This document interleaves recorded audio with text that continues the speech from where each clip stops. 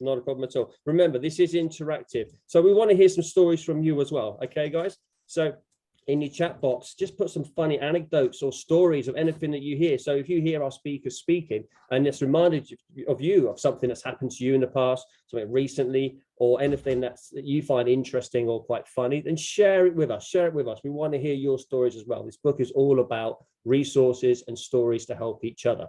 So that would be fantastic. And if we pick out our favorite from the day, then who knows? Do you know what? We might even send you a signed copy of the book and a gorgeous photo of Jan to you as well. How about that for encouragement? That's what we're after. Marvelous. Okay, so before I go any further on myself, let's bring in the star of the show, Jan. Hi, Jan. How are you doing? Morning, Graham. I am very glad to have got here. I think is the answer to that one. Yes, I'm just brilliant. Stunned by the lovely names from all over the world. And, you know, it's just gorgeous to see you all. Well, not to see you, but we will be seeing you. And I'm so thrilled you're all here. That's fantastic. So before we start, in case there's anybody joining us that doesn't know you yet, because I'm sure they're going to get to know you very soon, just give us a little bit about your story. My story? Well, Graham, I wanted to be an author when I was very young. And then I wanted to be a journalist. And then I got off on an entirely different path and became an entrepreneur for various reasons, which I won't bore you with at the moment. But yeah, I'd always wanted and dreamt of being an author, a huge reader when I was a child. And it's taken me a very long time, but I finally seem to have moved to this strange position as a writer. Brilliant. And you know what? You're doing very, very well, because this is your second book from I hear. So how did the first one start about? How did that journey go? Well, the first one, I had intended to retire. And then I'd been writing articles for a digital publication, which some of you may know of, called Real Business, where I was referred to, I'm not entirely sure flatteringly, as the Bridget Jones of business, which I'm not sure if it was the amount of mistakes I made or what quite, but on my style of writing, I think I was still trying to find my voice. But I loved writing the articles. I really, really loved it. And it just made me happy. And it was at a stage in my life I needed that escape. Brilliant. So when I retired, I got hold of my editor and I said, you know, what do I do now? I haven't got a business. And he said, well, you write. And I went, oh, funny idea that, okay. So yeah, I kept writing articles, and then I started accumulating more interviews and thought I'd better do something about this. And so I put in a pitch to Bloomsbury Publishing, and to my amazement got an email back. And I remember it so well because I set off from here down in Sussex about 4 a.m. in a completely nervous state. Didn't tell anybody that I was going or that I'd got this sort of interview. And sitting in an awful traveller's hotel, but really grim, round the corner, pushing some congealed egg around my plate for about 5 hours waiting for my appointment. But yeah, the rest is history. I got a contract with Bloomsbury for my first book. That's brilliant. And they say, you know, everyone thinks, oh, being an author, a superstar as yourself, it's all glamorous. But as you say, it doesn't always start off that way, does it? Doesn't end up that way. But your passion for writing's come through, because I've read the book and it's really, really, really well written. I enjoy it. I enjoy reading it so much. But that's not your only passion, is it? I mean, the book you're writing, it's to encourage those to be successful in entrepreneurship. Where does that passion come from? That thank you, Deirdre, for that. I'm not sure if that's good or bad, but yeah, the passion for supporting entrepreneurship started years and years ago, way back when I had a business, and I was asked to take part in a campaign to encourage other entrepreneurs, both in the UK and in Europe. And I don't think hardly anybody, probably myself included, knew what the word meant in those days. So I got involved, and it was very interesting, very fascinating. Did some locally in the UK, sort of held dragons' dens in various unis and things. Failed to pick what has now become a really big winner. But nevertheless, They've all got the same stories. They've all done it. They've all failed. the one that got away. Yeah, there's always one, isn't there? But yeah, so it's always been there, and it's just, you know, joyous to me that I can put that real passion together with my probably even stronger passion, or certainly as strong, with writing. And you know, it's a joy, and I'm extremely grateful. Brilliant. And it's worked. I think it really has worked. So before we go on, we're going to have lots of sponsor deals and conversations throughout the morning, but I think it's time we should bring in our first speaker. I think that would be amazing. Our first speaker is Richard Osborne. Now, Richard, for those of you who don't know him, is a serial entrepreneur. He's also the head of UK Business Forums, and I got that right, hopefully. And having done, obviously, now, as he's going to be a speaker, I've done a little bit of research on him. I can confidently say he's one of life's good guys. Richard, thank you for all your support on the run up to this, and welcome to the floor. No, thank you. And well, thank you for saying one of the good guys. So then, as you started to do the introduction, I was like, and you said one of the good guys. I was like, oh, that's all right. So yeah, my name's Richard Osborne, and sticking with the term entrepreneur, I became an entrepreneur in the late 90s. I sort of stumbled into it, which I'll sort of come on to that being quite a common theme in a second, where I made the completely obvious and logical decision to start my own business, get married, and have a nervous breakdown, all within the space of like a couple of months of each other. Where I started my first business as doing hosting and domain names in the 90s, because I was having a breakdown, and my business, you know, my job was falling apart, and I didn't know what to do, and I just went headlong into starting a company. And I wouldn't change a thing, literally looking back from there. And then since that time, I sold that business. I grew a couple of other businesses and sold those. My current company that I run, Business Data Group, which is the offices I'm in here at the moment, has been sort of my stable block for a few years now, in that I've not been very flitty. One of the things in my early years, I'd start something, build up a bit, and then somebody come along and say, do you want to sell it? And I'd be like, yeah, and sell it, and then do something else, and do something else, and just keep churning that. This business, I've actually now got investors, shareholders, a board of directors that I'm accountable to, and they kind of keep me focused. And then UK Business Forums, which is something I started 20 years ago, just to bring people together, and that sort of keeps me focused.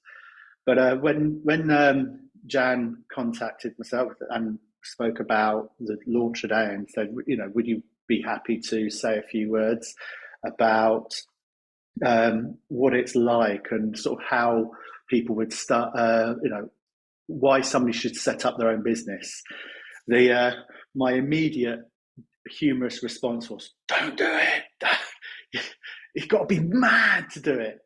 But the reality is, it's a great mad. As Jan knows, I do a podcast. Been doing a podcast for quite a few months, and it must be getting nearly a year now, where I speak to business owners. And you often find that the journey into becoming an entrepreneur isn't quite as simple as you go to school, then you write out your CV to be an entrepreneur, and then you say, right, I'm going to be an entrepreneur. It's usually a source of events. And the closest analogy I can think of, and I wish I could find who was the first person to say this, so I'm not taking any credit for this statement, but it's the term that if you don't have a plan, then you're part of somebody else's plan. And it's very true when I'm speaking to other entrepreneurs, where they're talking about what was their motivation, what was their drive, where they started their business. And it's always boils down to something in their life they want to change.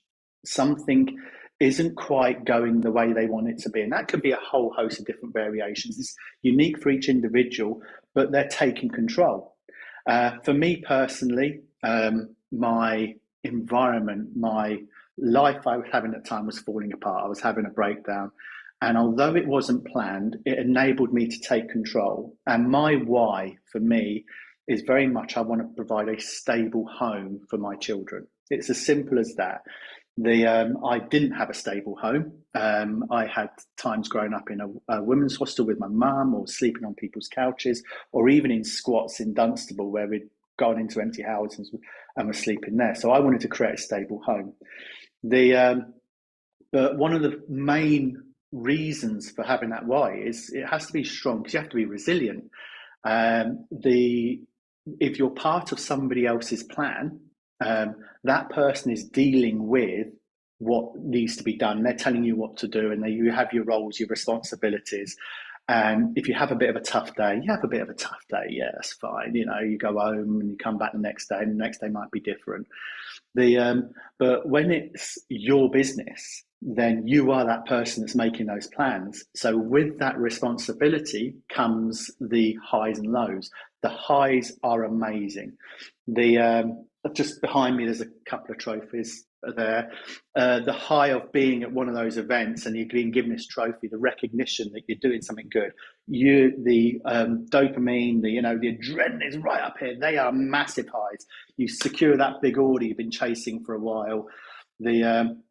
Or you've built your business up to a point where you can just get that nice thing you like, whether it's a car, house, or holiday, whatever it might be. But then when you get the lows, they're right down. And that's where you need that resilience coming in. But everybody, without exception, who I have spoken to, who has run their own business in whatever way it started, if you ask them, would you go back? Would you take a job and work for somebody else? I cannot think of one single person I have spoken to who would say, yeah, no, I'd rather go back to a 9 till 5.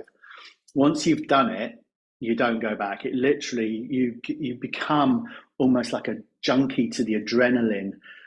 You get the buzz. For me, if something doesn't work, if there's a problem, if somebody turns around to me and says, no, that ain't going to work, I want to find a way to make it work.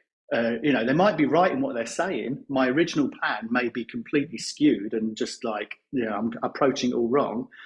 And I'm never afraid to be wrong. All I'm interested in is the result. We had a meeting in this room yesterday with some of the team, and on the whiteboard, you can't see, and I can't show you, but on the whiteboard is various parts of our strategic objectives and things we're looking to achieve. And I was literally laying out saying, these are the objectives I want at the end of this. This is what I think is different approaches, but I don't care if I'm wrong. I just want the result. So what does everybody else think? Can we just put it all into the mix? It's going down those roads of fixing things and making things work that gives you such a buzz. So I would probably wrap up with a statement, which I do know who said this. He's one of the early guests I spoke to in the podcast, somebody I've known for many years, a guy called Dwayne Jackson.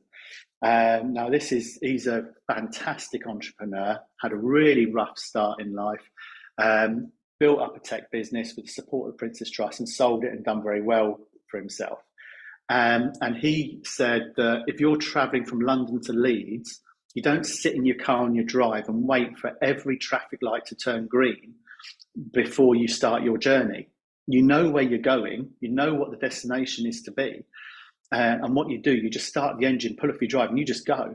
And then you'll hit a few red lights, you hit a bit of traffic, you might have to take a few diversions, but you start on that journey, you get going. So having been on this journey and been doing it for more than 20 years now, I know all of you is fantastic. That is the best advice I give to anybody who has an aspiration to start their own business. You don't have to have, the miracle product. You just have to do it better than your competition and just start that journey, because there will never be a full journey of green lights and everything in your way. And to be honest, you don't want that. You want a bit of a challenge. You want a few knocks just to make it fun and just to keep you on your toes. I'm literally lost for words. What can I say? Richard, thank you. You're absolutely right. That is so all about being an entrepreneur. And I know many people in the audience identify with that. And incidentally, thank you so much for introducing me to Dwayne, who you just talked about, who, like Kylie, who is in the audience, was kind enough to give me a lovely write-up about Start for Success. So he was gorgeous. Thank you very much for that introduction. Yeah, no, that was brilliant. Thank you very much, Richard. I was just saying with your talk there, someone put in the chat, I was in government job for over 20 years. It's Kylie, sorry if I've mispronounced that. I was in government job for over 20 years and pivoted out in COVID. I cannot believe it took me so long. And I think that's a good message as well. It's a case of you just do it, do it as soon as possible if that's what you want to do, but it's never too late. Yeah, absolutely. And for everybody, we're going to do this Q&A at the end. Richard will be back. So any questions you've got, put them in the chat. We'll pick them up, or hold on and wave your hand to speak when he's back with you. Graham. Brilliant. Thank you, Richard. Thank you, Richard. I just want to say, guys, before we get on to the next speaker, that there are QR codes that we can bring up to you. And those QR codes are specifically for your country, from where you're viewing from. There we go.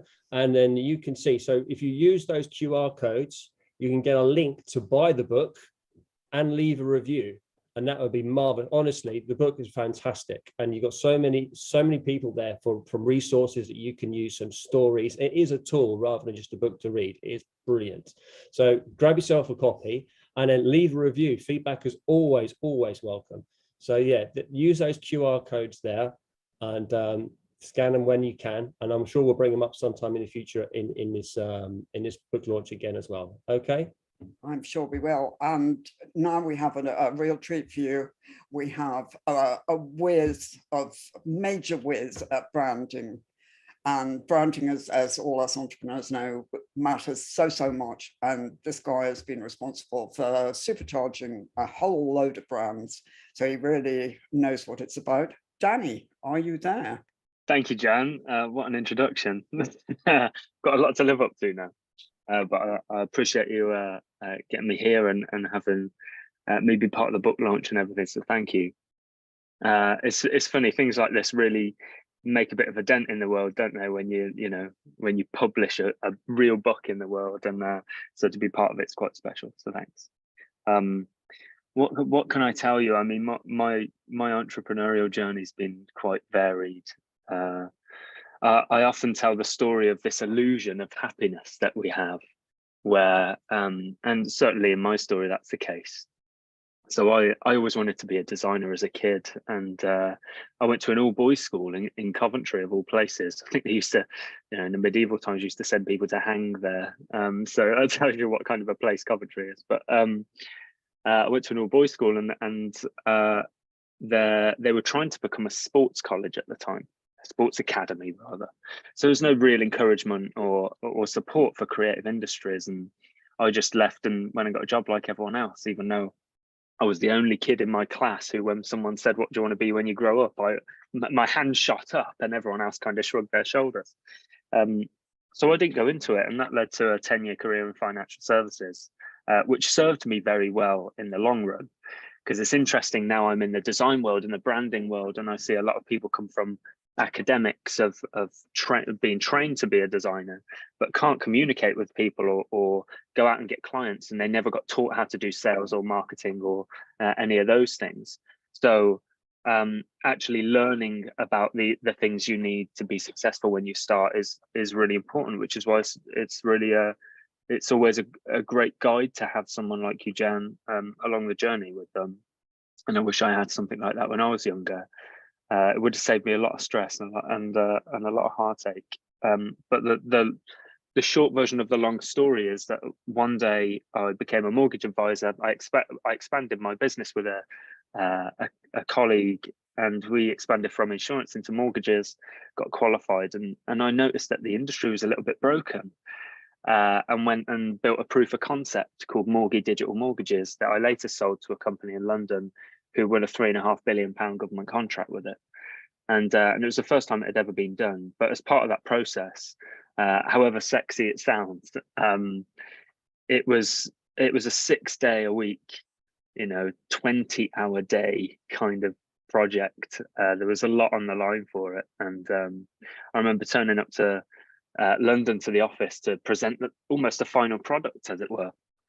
And I realised that along the journey where I'd got up that morning and got on the coach or the train and got off and got on a tube and then got off at the client's office, I realised that my shirt was wet, and I think I stretched when I got off the tube and then felt my shirt, and it was wet, and I thought, why is my shirt wet? And all of a sudden I realized that a can of ginger beer that I threw in my bag as I ran out the house that morning had exploded all over the laptop and technology that I needed to go and present with. And it just went into a downward spiral. That, coupled with 3 rounds of IVF to have our first child, my father-in-law just got diagnosed with cancer, and everything else that you have to deal with in life, it was too much for my nervous system to bear. And I was temporarily paralyzed from the waist down in that moment. And I decided about 2 months later, as I started to recover, my wife walked past and touched my shoulder, and I was drawing actually at my friend's kitchen table, and she said, "Oh, I remember you telling me you wanted to do design as a kid. Why don't you go and do that?" And I never realized at that point, my 16-year career, that I could have gone and done that, but I had nothing to lose, and that started me in my design and branding career. And now I'm really, really proud and happy to be in this. The branding was amazing because you essentially get to create anything really quickly as well. So you can dream of something and you can create it almost instantly through design and branding and positioning. But I was really inspired to share my story with Jan about hiring a team, because throughout my career I'd come across good bosses and bad bosses, and I had a really strong belief or idea of what the future of the workplace looks like. And for me, that was how I always worked as an individual or as a business owner, where I could work wherever I want, whenever I wanted, and didn't have to worry about the smaller things, whether I had an appointment or whether I needed to go to the doctors or whatever. It just happened because there was this flexibility of running your own business and being self-employed. So that was that threw me into COVID, where I took advantage of the Kickstart scheme for employers, and I hired 8 young people. And because of my background of not having that encouragement to be a designer as a kid, I took the opportunity to give the opportunity to some other young people. So took 8 young people on, and we tested this. We experimented with this idea of a results-only work environment where you could work wherever you wanted, whenever you wanted, as long as the work was done. And it was the greatest thing to come out of that is the realization that all these things we talk about in the workplace now, post-COVID, things like hybrid working and 4-day work weeks and all those things, you realize when you try a results-only work environment that they're not the solution to the problem. They're just stepping stones for us to feel comfortable with the direction we're going in. Whereas a results-only work environment worked amazingly with at the peak a team of 11 all over the country, all working in their own time, their own hours. There was no set work schedules. There was no cap on holiday or sickness.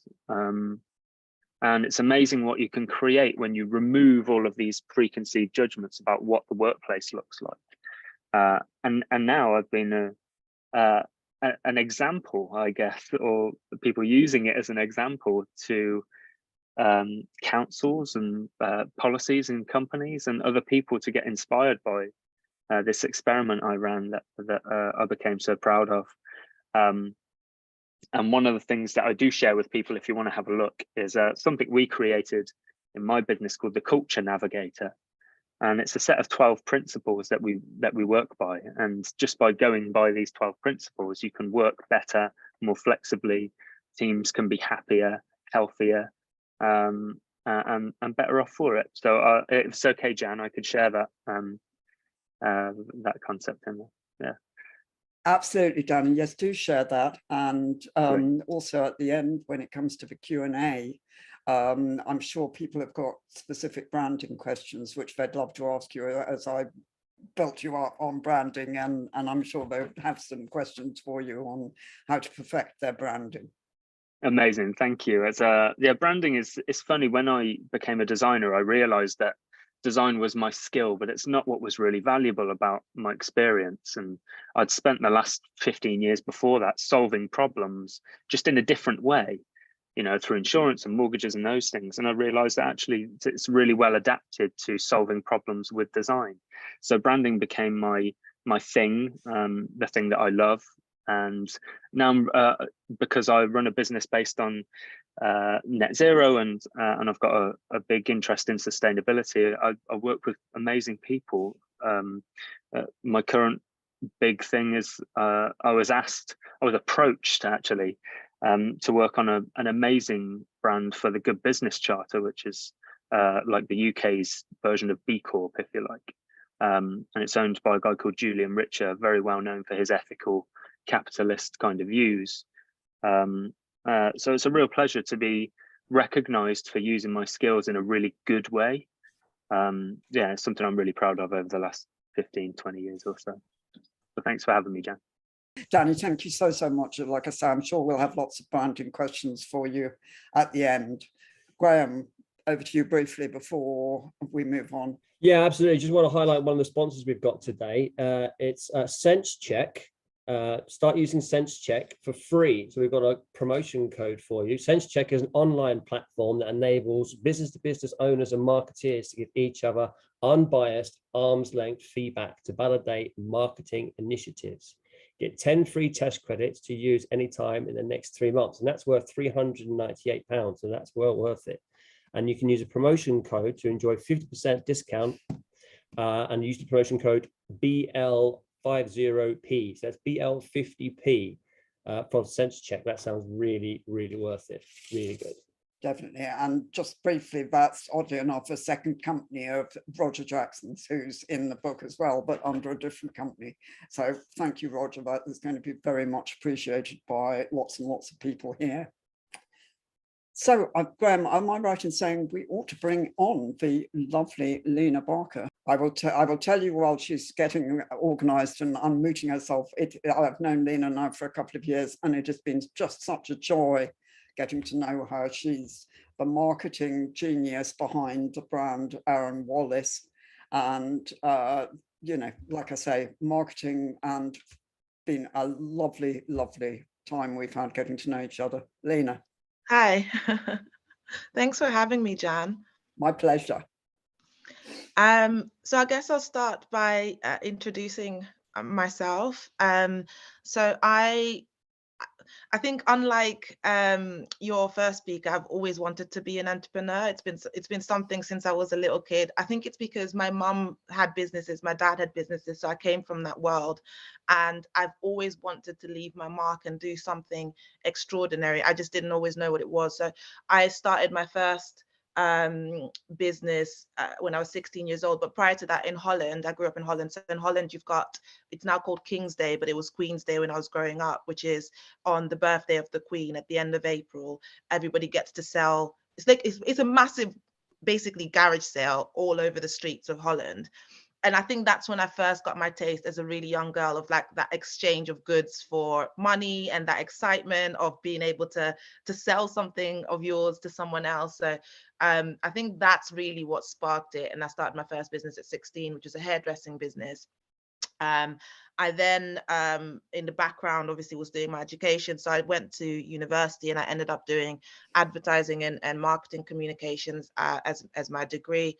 And again, a lot of the modules within that were business-based modules too. And it was very intentional that I chose to do advertising and marketing as opposed to business studies, because I knew that one of the modules within marketing would be business, but one of the modules within business wouldn't be extensive enough for it to be marketing. And I really wanted that to be my skill set that I brought to the table. So I studied that. After I studied that, I started a networking hub which was a young entrepreneurs networking hub after university. And it was, the idea behind it was just to get young people together who are all trying to start a business or are running a business, and we'd be able to pool our resources, set up seminars, do events. And eventually I got invited by Diane Abbott to host not one but 2 events at the House of Parliament for women in business. So that went really well, but then my mum passed away, so I completely, like, when I say shut down, it wasn't a case of, hey guys, we're closing in a week. It was literally at that moment, dead stop, no more emails, website shut down. I completely abandoned it and I moved back to Holland. And then my current business partner, Aaron, came to me with an idea, and he said, look, because we'd worked together in this young entrepreneur hub, and he said, look, I've got this idea. He had a barber shop, and he's like, I'm constantly cutting these men's hair, black men's hair specifically, and they're always asking me for product recommendation. They're always asking me for ways to fix certain problems with their hair, but there's literally nothing in the market. I looked around, there's nothing out there that is very specific to Afro hair and black skin. And I think there's an opportunity for us to do something here. And I want you on board as my partner because of my sort of marketing skill set. And so that's how we started our journey in 2016. We spent about 3 years in formulation, focus groups, development. We did a little bit of market testing here and there with products just to see if there was an appetite. Once we showed that there was an appetite, we got investment, did all the formulation, then launched in 2019. Initially as a D2C focused brand. That's really what was our focus, because we're so niche, we're so focused on black men. In our mind, yes, retail would be great, but we weren't ready to start the process of educating retailers and explaining to them that this is a huge opportunity, that there is a huge demand and that there's a massive gap. So we said, instead of wasting our energy as a small team trying to convince retailers, let's focus on our D2C channel, build the company out that way, and retailers will eventually come knocking. That's pretty much what happened. So we focused on our D2C channel on a very, very tight bootstrapping budget. I mean, we had basically £0 a month on marketing budget because all our funds are going into stock and product development. So on a bootstrapping budget, we managed to get the business to where it got to, where it came into the to the attention of ASOS, which was one of our first retailers, online retailer, big retailer that took us on, and that quickly snowballed into Saks Fifth Avenue, Zalando, Debenhams, then last year Sainsbury's and Superdrug, and we're now in the process of launching with Urban Outfitters as well in the US. So really, really exciting. We've been with Sainsbury's for a year now. We've just signed a contract for our second year. We've been in Superdrug for a few months, and it's going really well in Sainsbury's. The sales have picked up. They've doubled actually, and so it's going really well in Sainsbury's, and it really shows that when retailers diversify their offering, particularly when it comes to health and beauty, and focus on individual segments of their customer base, that it can have a huge impact on their business as a whole. So that's a bit of background story on me, and I know, Jan, you wanted me to speak a bit more about the marketing side of things as well. So I think the beauty of having bootstrapped our business is that you have to constantly think outside the box, and you have to be able to spot opportunities that aren't necessarily obvious and maximize those opportunities, because you don't have cash, so you can't just go knocking on people's doors with big budgets. So you have to learn to find ways around that, and we've done that really well. For us, what has been the most successful avenue really is maximizing our existing customer base and encouraging them to be amplifiers, so essentially referrals, but in our case brand ambassadors, right? Because historically brand ambassadors are big name celebrities, and we've basically flipped that on its head and said, no, we want our customers to be our brand ambassadors, and more importantly, we want our brand ambassadors to be reflective of our customers. So we've got a really, really lovely ambassador story really, where we have, you know, a teacher. We've got a guy who's a teacher. He's also on TikTok, but he's a teacher. He doesn't have a lot of followers on Instagram, but one of his clips on TikTok took off. We've got a guy who's a doctor.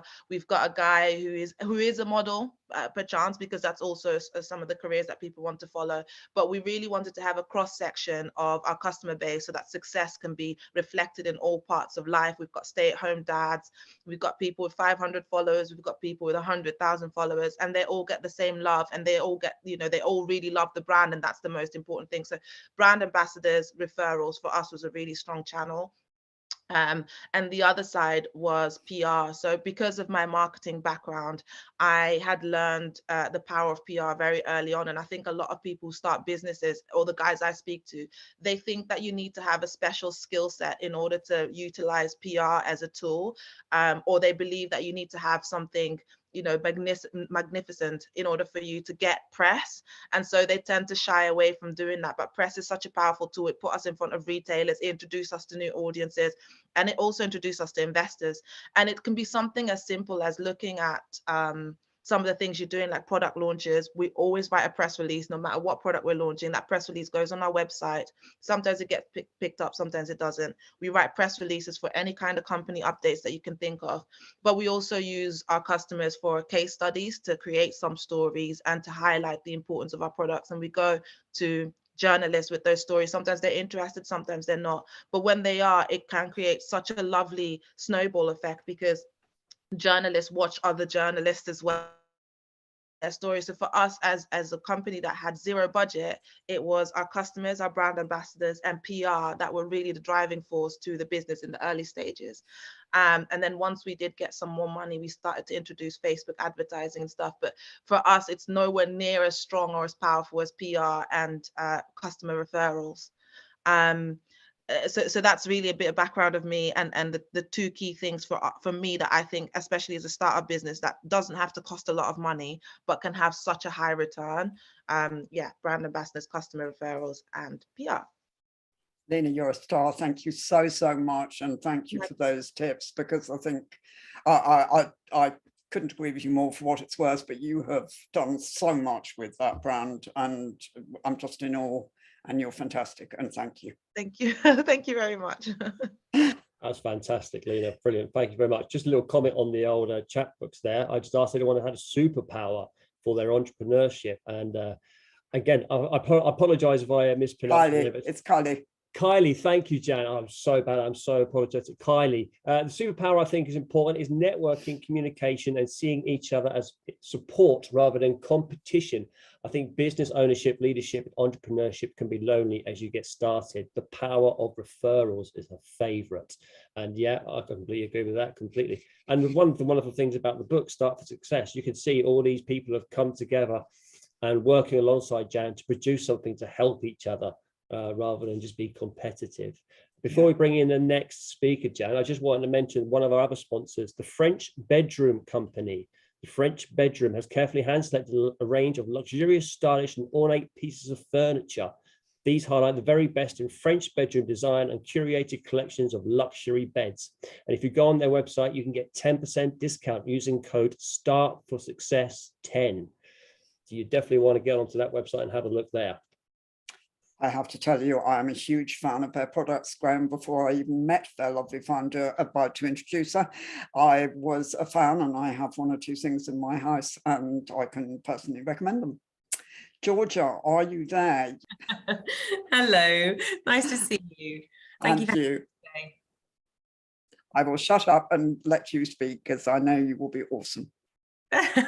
Thank you, Jan. Thank you so much. Well, I'm just going to speak for a few minutes about sort of how I got into French Bedroom and how it all happened, and where my journey how my journey's got me to where I am today here. So I started my career in PR, working for Safeway. I don't remember Safeway, the old supermarket. I think it does still exist in a small form, but I worked there in their corporate press office. And I realized I loved PR, but actually it wasn't the corporate PR I loved, it was the consumer side of things. So I then moved to Sanderson, the fabrics and wall coverings house, and worked for them for their consumer PR department. Worked there for 4 years, and then went off on my own, ran my own PR arm, but sort of constantly evolving. I realized actually it wasn't the PR that I loved, it was the business side of things that I loved. And I really loved looking at the figures and getting under the hood of the business and lifting those troughs and sort of flattening those peaks if you needed to, just to ensure the consistency of product and supply chain, and really understanding what made a business tick, the facts, the figures. And it was those commercials that really sort of got me up in the morning, that really fired me. And so I was sort of thinking, actually, instead of making someone else's company successful, why don't I start a company and make that company successful through using PR? But I didn't know the product, and finding the product was the most difficult part for me. I had the passion, I had everything that all the experience that I'd gleaned, I was ready to go. So on my 30th birthday, my parents and family were thinking about what to buy me as a family, and it was a bed that I was after and wanted a French one, couldn't find one in the UK, and that was my light bulb moment. That was the product that I was then going to sell. It's French furniture. So I suppose it was using my experience and looking around me as to what I knew I could do well. So that's sort of how I ended up starting French Bedroom, and that was back in 2006. There's been a lot of bumps and challenges along the way. We grew through 2 recessions, the 2007, 2008 recessions, the double dip back then. So we're sort of going into this recession, if that's what we are going into. I know the government keep talking about it, whether or not it actually will hit, we don't know. But certainly there's a cost of living crisis, isn't there? But we're ready for that because we've been there before. And actually what I'm going to go on to talk about now, which is customer connections and customer service and conversational commerce, is at the heart of our business, and that is what's kept us going. Yes, you can have great products, yes, you can promote them in great places, yes, you can have the right budget, but actually it's your customer that makes you money. That's the one department. The customer service department is the department that will keep your cash flow going. So I think having a real understanding of your customer at the outset is really important. So, almost, I've talked before about having an empty chair at meetings for your customer, how your customer would want to shop, how they would think, what they would bring, what insight, information, research, qualitative, quantitative, they would bring to that meeting, and genuinely think about it from their point of view, rather than just, we want to sell lovely beds. What beds do customers want in their homes? What can't they find elsewhere? How do they live? Do they want the children in the bed with them? Do they want emperor sizes? Do they want the dogs in the bed with them? In which case they probably don't want upholstered beds. Do they have cats in their home? In which case they probably don't want rattan, because cats love to claw into rattan. So thinking about how customers live, and then thinking about how they want to shop. Do they want to shop online? Do they want to shop in store? Do they want to touch and feel? Do they want to shop on their sofa with a glass of wine in the evening when the kids are in bed, when they finally got some time to themselves? So yes, I just saw a comment about that. Customer is the heart of your business, and the customer service, we actually call it customer experience department, is the heartbeat of our business.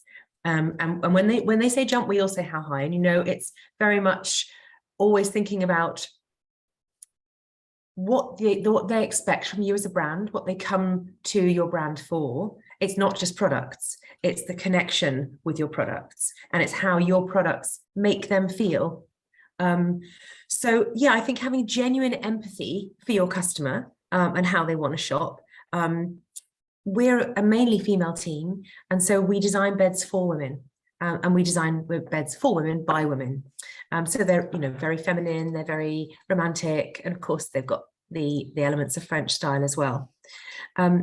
We kind of, one of the ways we speak to our customers is through what we call conversational commerce.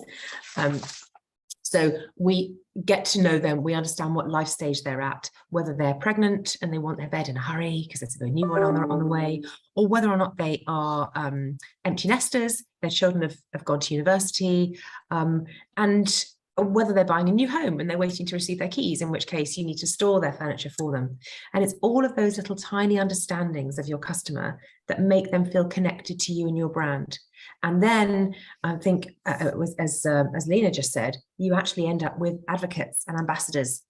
And that takes care of some of your marketing for you, because marketing is one of your biggest costs. So actually, if you've got lots of mini micro ambassadors endorsing your brand, and nothing's more powerful than third-party endorsement, because you're not waving your own flag, someone's waving your flag for you. So yeah, it's really key to get such a great relationship with your customers that they feel they want to go to a dinner party and rave and rant about how wonderful the experience has been and how great your products are. And also, I think the other thing that I tell everyone who starts at our company as a new starter is, actually, when you buy a French bed, it has a lot of similarities to buying a wedding dress. Hopefully you're not going to buy one very often. You're going to do tons of research. You're going to measure. You're going to speak to anyone who will listen about the design of your wedding dress or the design of your French bed. Often you've got a date that you need to wait for, whether it's the wedding date or the moving in date. And the price point is very similar. You're probably going to spend £1,000. Gosh, wedding dresses these days are much more than that, aren't they? But you're going to spend a similar amount of money, and you're going to get as excited about this French bed of your dreams, because not everyone can afford a French bed off the cuff, you know, £1,000-2,000 French bed. You need to save up a little bit.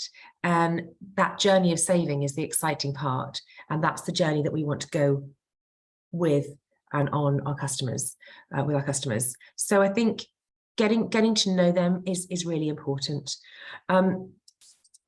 Also, we have multi-touch points, whether it's socials, Facebook, Instagram, TikTok, as mentioned earlier, whether it's through our website, or whether it's through the phone or via emails. It's making sure that there is a consistency of experience across every touch point. And I think one of our the key things we say about customer experience is it should be prompt, it should be professional, polite, and personal.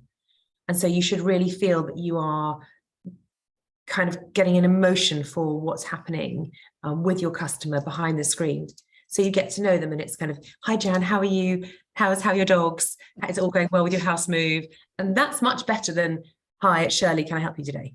And I think it's knowing we have a great CRM, so we have lots of notes on our CRM, but it's understanding what your customer wants, knowing how they want to shop, and then having that emotional connection with them is really important. And then, of course, you've got the service levels. You've got things like sending out wallpaper samples, or sending out samples of paint, samples of fabric. And we send them out with a little T-Pigs tea bag in the envelope with a little personal handwritten note as well, so they can have a cup of tea whilst they mull over these samples. We create free mood boards for our customers as well, so if they're not quite sure where to start, which, you know, I get it. I wouldn't know where to start if I was putting together an outfit for a certain occasion, and I'd want to walk into a shop and I'd want to say to a shop assistant, can you help me? I need this dress for this occasion. I don't have the shoes or the bag, whatever. It's the same with putting together a room scheme. It can be quite daunting. So we'll happily put together mood boards for customers if they send us pictures of their room and give us a few adjectives as to how they want their bedroom to make them feel relaxed, cozy, warm, inviting, invigorating. And we'll then put those mood boards together, send them to them, and go on the journey with the customer, making sure that they're ready. When they're ready to purchase, we're there, and we're front and center, because we've provided that great service, we've provided the mood boards, the tea bag with the samples. They've had hopefully a really lovely interaction with our customer service team, who are, I have to say, incredible. And I always talk about, when I sort of choose staff, I fish with a line, not a net. And I really make sure that I get staff who personify our brand and personify our values. And I'm going to be able to empower them to do what they need to do in order to make sure our customers have the best experience. And I think positive and kind leadership really ensures that creativity can flourish within a company. And there's a lot to be said for nurturing, kind, empathetic leadership. And I always give this analogy of my children. I have 2 kids, and I really love my kids. I really genuinely love spending time with them. But if I didn't love my company so much, I'd be a full-time mum. But I love coming to work. I love my team. I love the customers. I love the product. I love the buzz of the office. Of course, working from home can have its benefits, but actually there's nothing like being in the office with the camaraderie of your colleagues, and the positivity that can bring. There's no Blue Monday in our office. We have really great fun days because we have staff who share our values. It's a really authentic culture. It's a performance culture. And one of our values is that we work hard and we have fun, and we really do. So I think having the right staff to talk to your customers in the right way and be empathetic, be authentic, create that connection, it just means that you're going to have a customer who comes back and back.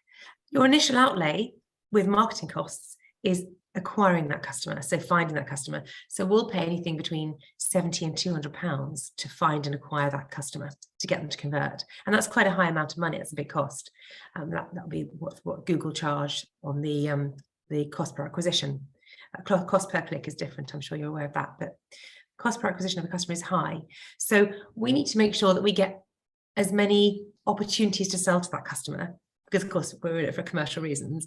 We need to make sure we've got as many opportunities to sell to them as possible. So keeping that customer relationship alive. A lot of customers come in for a bed and then they won't need another bed. But will they need a cushion, or will they need a candle, or would they like to buy some bed linen for their bed? Or would they like to gift, they've had such a lovely experience, they want to gift something to their friends and say, oh, this is my new favorite brand. This is something from French Bedroom. So ensuring that you've got that customer journey and you're keeping that live, but your highest AOV, your highest average order value will be from the your initial order, your very first order with us. Georgia, sorry, come in. That sounds awesome. I love the company, because from someone like myself who's actually looking for a bed for myself and my wife, right? To come into your company would be brilliant, because I love the analogy where you were saying it's almost like buying a wedding dress. You should only buy, one that lasts such a long time. And when my wife was doing that as well in terms of the wedding dress, being a typical old-fashioned man, I was kind of, okay, well, whatever makes you feel happy. And same with the bed as well, because as long as it's comfortable for me, I'm not overly worried. But for a lady, it's exactly it's like, right, well, this is what I want.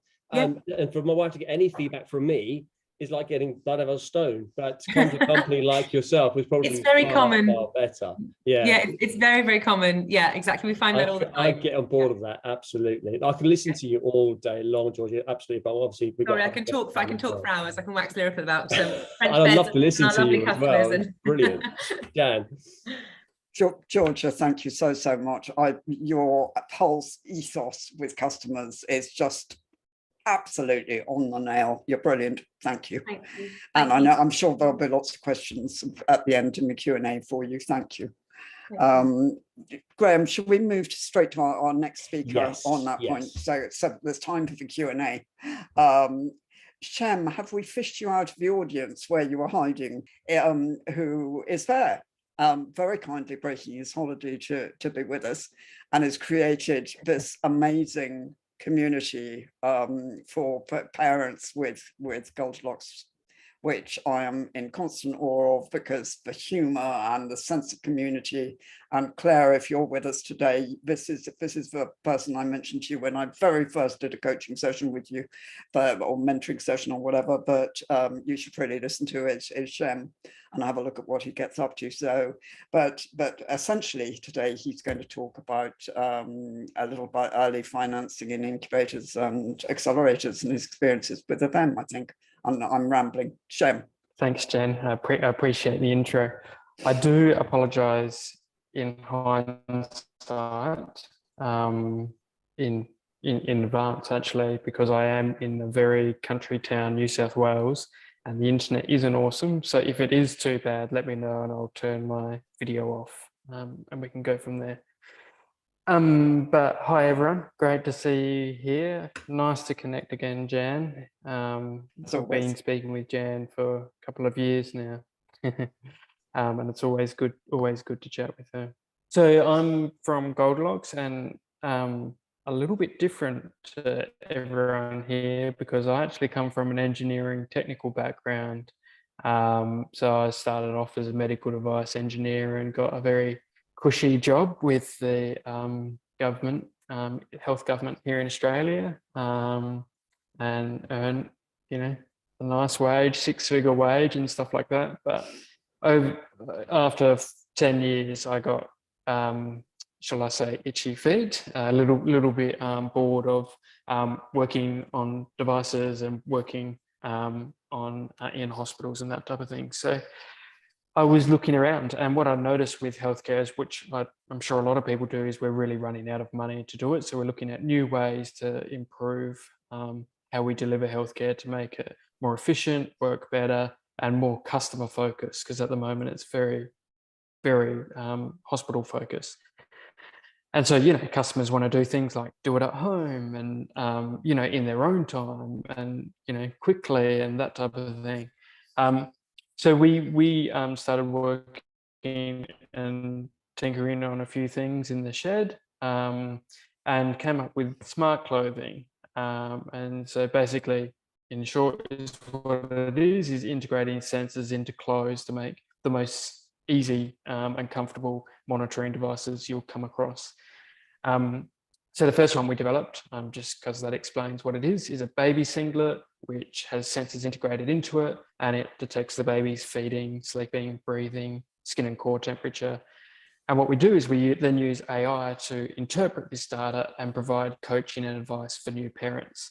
So it's more than just kind of a tracking device. What we do is we, if your baby has a high temperature, we then provide videos from clinicians about what to do when your baby has a temperature, how to resolve it, how to look after it. And we even connect you with clinicians via telehealth as well to kind of solve that problem.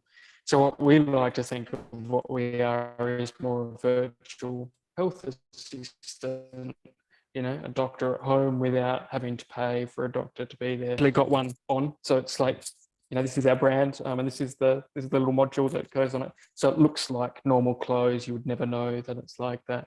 And the reason I have one on is because we just built something for the aged care market, and I'm testing that and trialing that at the moment to do that. So that's something that we'll launch in June next year.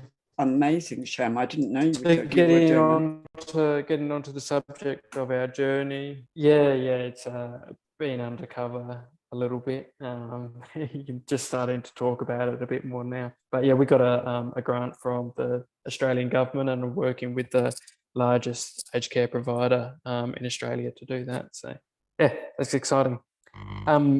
So yeah, our journey was started tinkering in a shed, came up with a prototype, walked around lots of VCs in Australia, eventually got some funding from a VC here, and that really kickstarted us. And then we joined a few accelerators and moved through some crowdfunding as well, launched to the market through some pretty big brands in Australia like Amazon and Westfield, and got grants from them as well. And then, like I mentioned, we got a grant from the South Australian government, and now moving into bringing our second product out as well in the aged care market. But talking a little bit more about the accelerators and early financing as well. Typically, for a small business, there's kind of family, friends, and fools is typically where you get early financing from.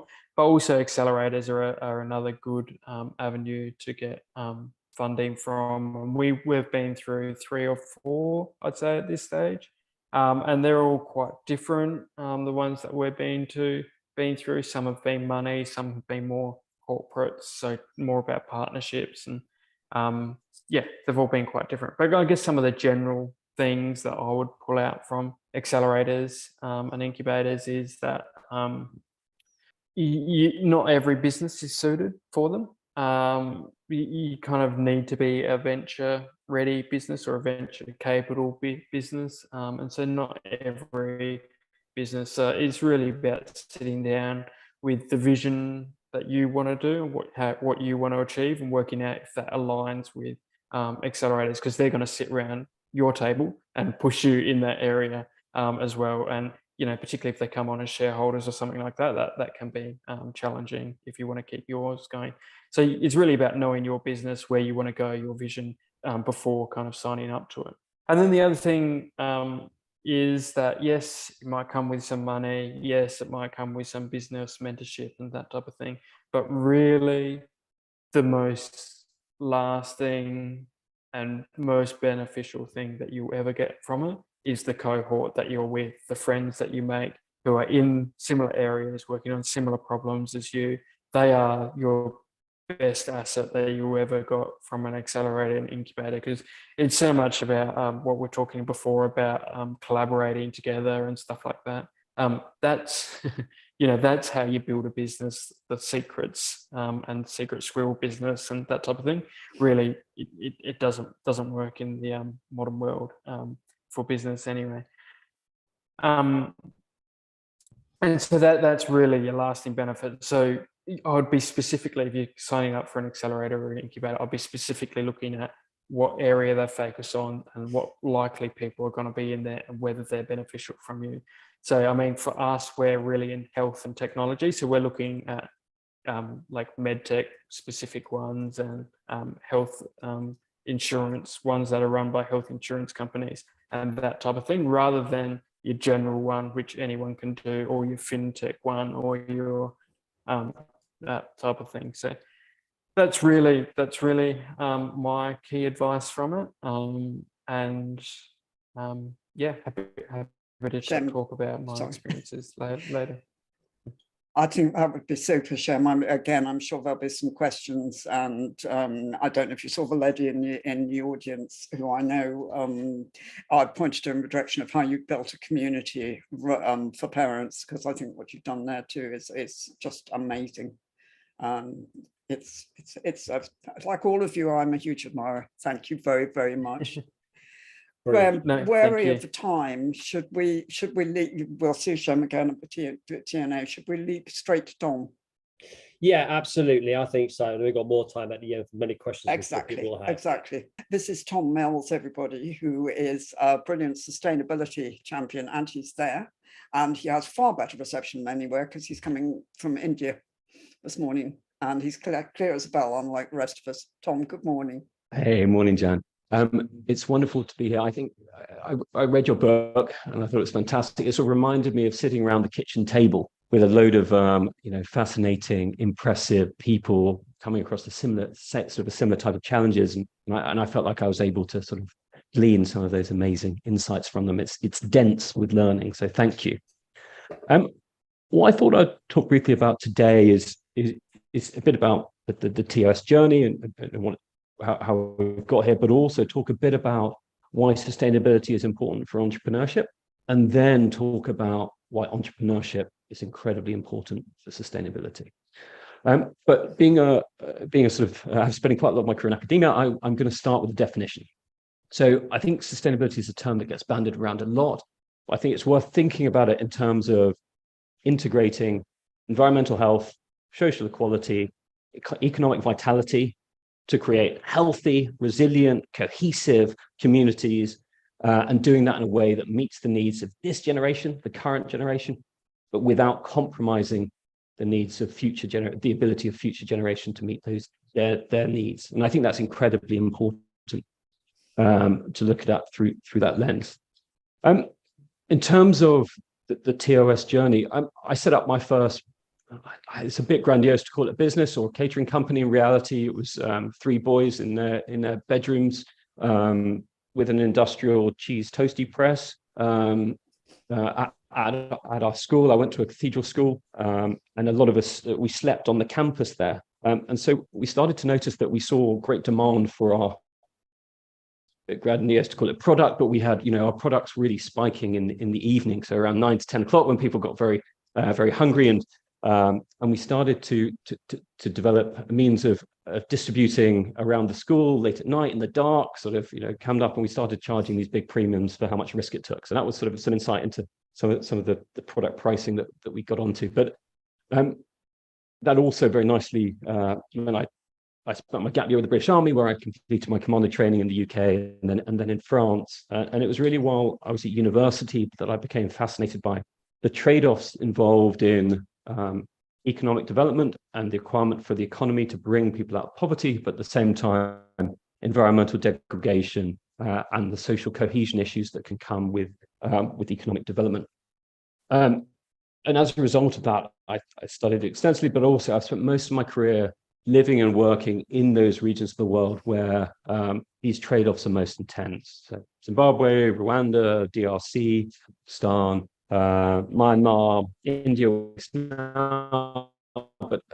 but it was really when I was working as a management consultant in the ministries of mines and petroleum in Afghanistan that we had the genus for this idea that wouldn't go away, or this problem that wouldn't go away for TOS. So we'd been tasked with trying to understand which mineral projects were best for the country, would produce the greatest value and the greatest benefit for the country. And we started to think about this idea of benefit and value. And we started to look more broadly than pure economics, the pure money that would go into the treasury, and started thinking about environmental impacts, social impacts, and also the indirect economic benefit of these different projects. We searched and searched and searched for tools that would help us. We identified lots of methodologies and lots of ways to do it, but there weren't any tools that were able to bring these impacts together so we can have a coherent dashboard of what's going, of the impact of these projects that were quantified, that were comparable, that we could contextualize good, what's bad, and within a threshold, that we could forecast and look at ways to understand them going forward, and then develop interventions at different stages, and also that we could report in a standardized way.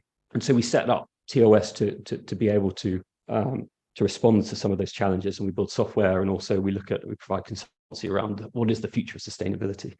I could talk all day about this. I love it. Sure. So I think there's three big uncertainties here. First one is the changing economic system.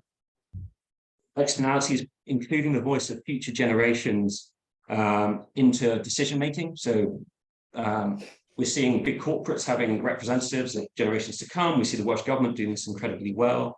We also see an ideological debate between green growth versus degrowth, whether or not we need to reduce our consumption or whether we can keep on going and technology will solve it. And also we see the division of responsibility between government, business, and society changing. But the last point, Joan, I'm going to make is around why entrepreneurs are important for sustainability, for a sustainable future. And I think for me, a sustainable future is about change. It's about building momentum. It's about solutions. It's about action. And that depends upon the relationship between government, society, and business. Society gives government the signals and space in order to regulate bad behavior they don't want and incentivize behavior they do. And business and entrepreneurs are able to demonstrate to society the art of what is possible, push society to say, actually, we want more and more and more, to then go and push government to regulate and to incentivize. So I think I'll close there, but in terms of, and you get this great ambition loop between those three parties. So, but the big thing around sustainability is that solutions are not incremental. That's big business territory. They are, this is about transformative change. It's about new ideas, actioned in new ways for a new purpose. And entrepreneurs and entrepreneurship is around the agility, new purpose to achieve those goals. So I'm sorry it was a bit shaky on the audio there. No, not at all, Tom. Not at all. It was really, really interesting, and I'm sure everybody's brokenhearted that we can't hear and see more from you, but we'll give it a go in the Q&A. And you know, I love that the entrepreneurs being capable of bringing things to life, because that's of course what we've all been saying. And you know, entrepreneurship is the world of possibilities and what we can achieve for the world, and that's what entrepreneurship is all about. Graham, shall we go to the Q&A? Yes, bring yes. everybody back and Yeah, absolutely. Let's go crazy. Yeah, yeah, why not? Yeah, everyone on board. While everyone's coming in, I know I've got one question come through, and it's going to be directed to Shem. She says, wow, do you mainly fund UK initiatives or have special focus areas? So if we can bring in Shem for that one, first off, that would be marvelous. Yeah, we've started. We've actually last year we were focusing on Australia, but we've just started looking internationally now. And so yeah, we are looking at UK. And the US and other Western countries to expand into. Do you have a timescale at all, or just it's something you're working in progress? There's things happening in the background as we speak, but probably 6 months. Oh, good to hear. I think there's a similar question as well for Danny. I think, was it related to the accelerator? Yes, I believe so. I think I just saw it, yeah. So Founder Institute's a Silicon Valley organization, but they have chapters all over the world in about 200 odd countries. So they're running cohorts usually twice a year. So I've got one in London in March, and then we'll have one later in the year. I'm part of that, as well as running my own in Gloucestershire and the Cotswolds. So, but in terms of funding, it's as always with these things, it's a network of venture capitalists and angel investors and mentors and people that are part of it. So there's always access to that kind of thing. It's just just a part of the process, I guess. So find a cohort near you, or just check out the website. It's just fi.co, dead easy, and you'll find the cohort that's closest to you. But if any questions, just get in touch. Thanks, Shem and Danny. There you go. Tom, I would love to ask you a question while we wait for some more to come through from the audience. Are you reasonably optimistic that entrepreneurs can turn things around? So I don't think the responsibility. So I think I think it's very interesting to see where the responsibility starts to fall between government, society, so government regulating, society consuming responsibly, and businesses being seen to do the right thing. So where that responsibility lies is part of this question. But in terms of where will innovation come from, I believe this will fundamentally fill in the gap. The system is changing very quickly, and gaps will need to be filled in order to allow the system to function properly.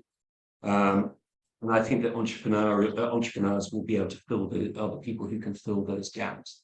And I think that's due to a few reasons, but I think one of those reasons is around not being weighed down by the legacy of a business being built when there was a different purpose in mind. Maybe a shareholder as opposed to a stakeholder purpose, and big businesses built with layers of having to optimize for the shareholders, but also around that agility to be able to identify gaps in new systems very quickly and then respond to them. So that's where I think that this entrepreneurship has a real role to play to scale fast these problems. Can I ask Richard if he sees the same sort of thing with UK business forums? Are you saying UK businesses step up to the task of dealing with things? I'm going to sound all controversial now, because when this topic comes up within UKBF's community, the general, now there are exceptions, but the general response is it's tough enough paying the bills, let alone having to worry where I put my recycling, to put a blunt view on it. The overall, but by the time you get past all the initial knee-jerk reactions and debate that goes on within the community, it generally settles in a sort of environment where we'll try and do the right thing and make the right decisions on the basis that we're able to without making it more difficult for us to run the business. That's generally where those sort of opinions, whether that's doing volunteer work, whether work within the community, whether it is environmental decisions. But if the business is, as an example, trying to use something really crude, where you buy your paper from, whatever it might be, considering we don't actually buy paper here, but if the cost of buying your stock is twice the price it would be to buy your stock from a less environmental source, then and you've already got enough challenges within your business because all the other costs have gone up, you're just trying to keep your business afloat. And that's generally the kind of response you get. However, flip that to a younger generation of business founders. When you so if you've got sort of like your middle-aged Gen X or sort of that kind of age of business owners, they're more driven towards that opinion. When you go to a younger generation, their decision and approach, their business plan is very focused about a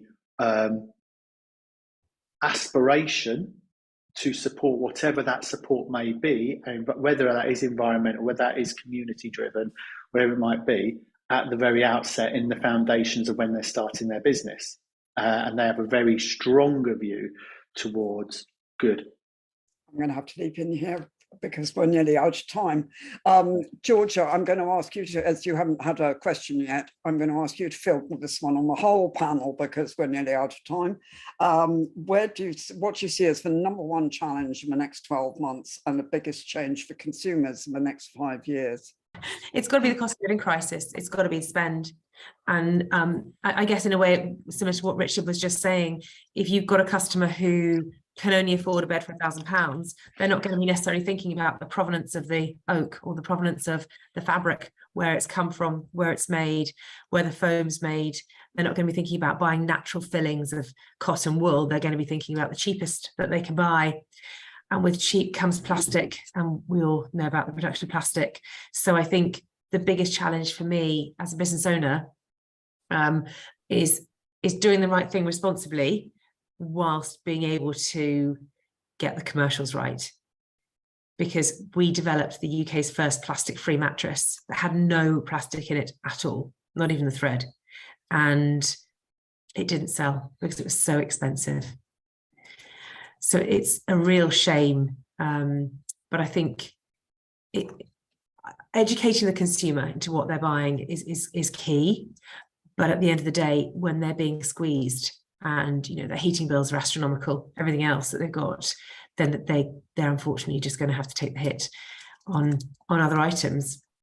So yeah, I think for entrepreneurs, it's going to be working out, balancing what's best for the environment, but also how they can make money from the end consumer, unless of course that they're looking at B2B. But any B2C businesses, I think, are certainly in the furniture industry, are going to find it tough.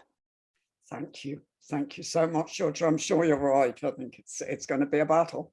Listen, thank you all 6 of you. So, well, and Lena, who put up a very lovely note saying she had to go. But thank you so much for being here, being part of the book, and speaking so fascinatingly. I wish it could go on all day, but I'm sure you've got lots of things to do. Graham, any final words from you? Yeah, absolutely. Again, just express thanks to everyone that's come on board. I think it's been really, really good. I've thoroughly enjoyed it. There's a couple of things I just want to say in terms of the book that's now available, despite the gremlins that was happening in the USA and Australia. The book is now available again on Amazon. So please do click on there and go buy yourself a copy. Again, you can use those QR codes that we put up earlier. That's a direct link so you can buy the book and review. We love your reviews.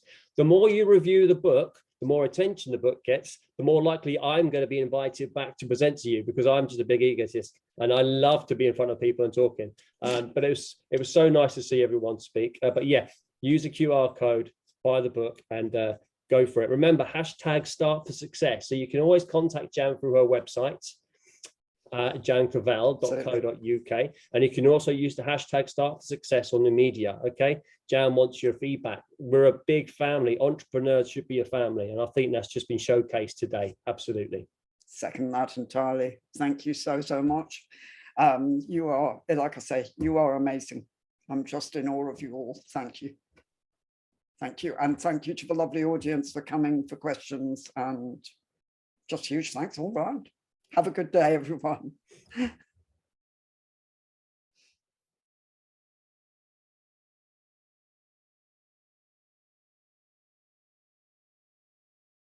Okay, so before I go any further on myself, let's bring in the star of the show, Jan. Hi, Jan. How are you doing? Morning, Graham. I am very glad to have got here. I think is the answer to that one. Yes, I'm just brilliant. stunned by the lovely names from all over the world. And, it's just gorgeous to see you all. Well, not to see you, but we will be seeing you. And I'm so thrilled you're all here.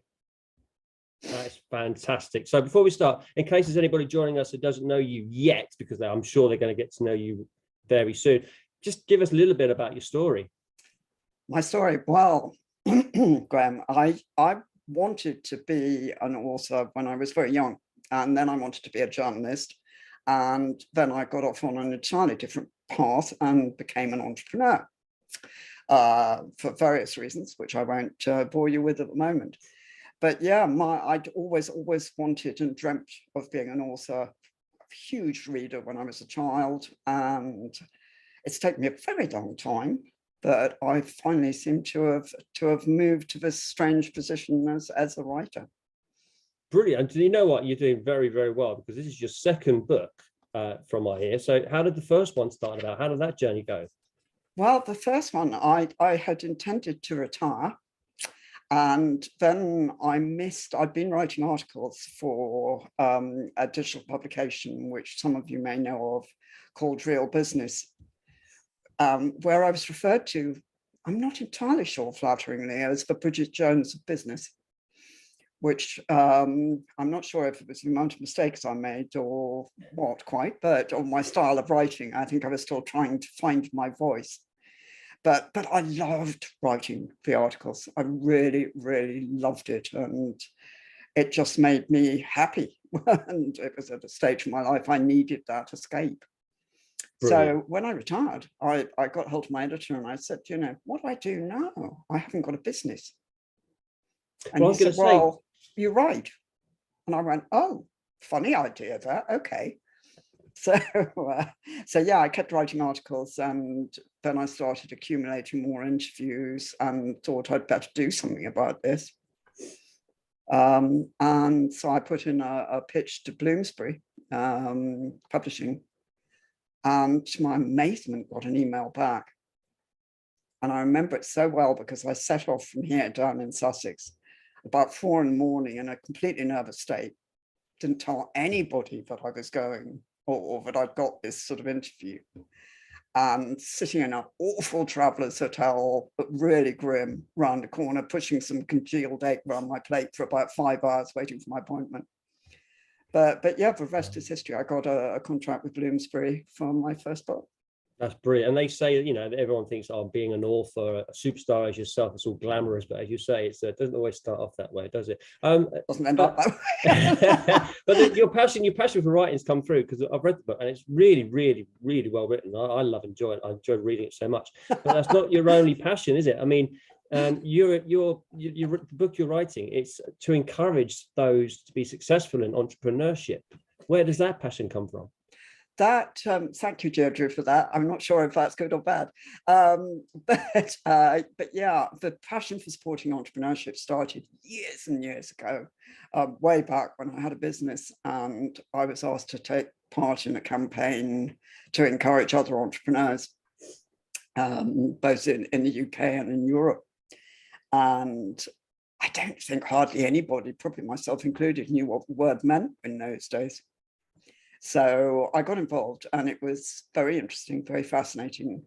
Did some locally in the UK, sort of held dragon's dens in various unis and things. Failed to pick what's now become a really big winner. But nevertheless, they've all got the same stories. They've all done it. They've all failed to pick the one that got away. Yeah, there's always one, isn't there? But yeah, so it's always been there, and it's just, you know, joyous to me that I can put that real passion together with my probably even stronger passion, or certainly as strong, with writing. And you know, it's a joy, and I'm extremely grateful. Brilliant, and it's worked. I think it really has worked. So before we go on, we're going to have lots of sponsor deals and conversations throughout the morning, but I think it's time we should bring in our first speaker. First speaker waiting in the wings. I mustn't try and say things like that again. Mark, I will tell you while he's sort of unmuted and all the right things, is a fantastic PR specialist who has some amazing tales to tell, and has just won, I saw, a rather nice little award along the way. So congratulations to that, Mark. Thank you very much. I've spoken to you before, of course, and I know that you're highly entertaining, and looking forward to speaking tonight. Well, first of all, thank you for inviting me on. It's an absolute pleasure to speak to you in the first instance, and also join you tonight. So the reason that me and Jan first got together is around PR. And I think the first question I always get asked when I'm speaking to entrepreneurs or quite experienced business people is what is PR? I even get some people that go, I want PR, but don't really know what PR is.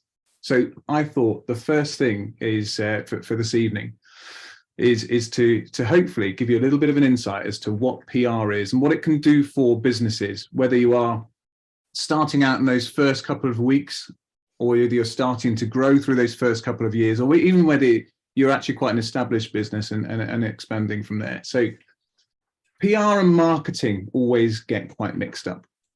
They're always quite interchangeable when people have conversations, and there's quite a significant difference between them. And what I want to do is just split them apart so that everybody can first off understand where they both fit in within the marketing, the PR, the promotional area.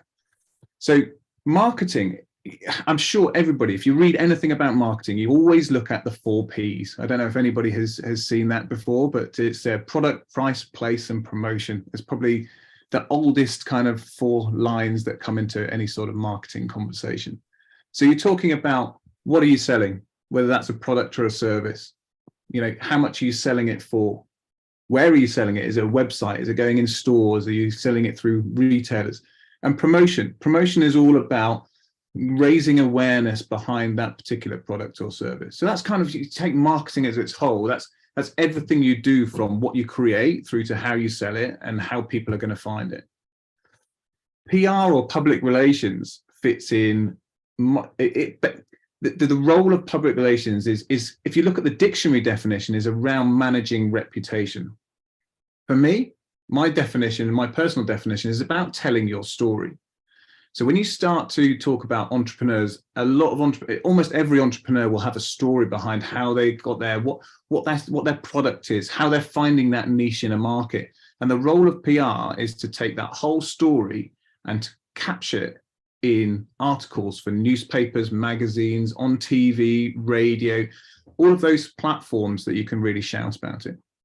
Now, there's two things that essentially, I've got a very clear philosophy on business, on when I set up the company, in terms of how you can create a business that has commercial success. I think there's two factors that really, if you get those two things right, any business will thrive. One is you need to be visible.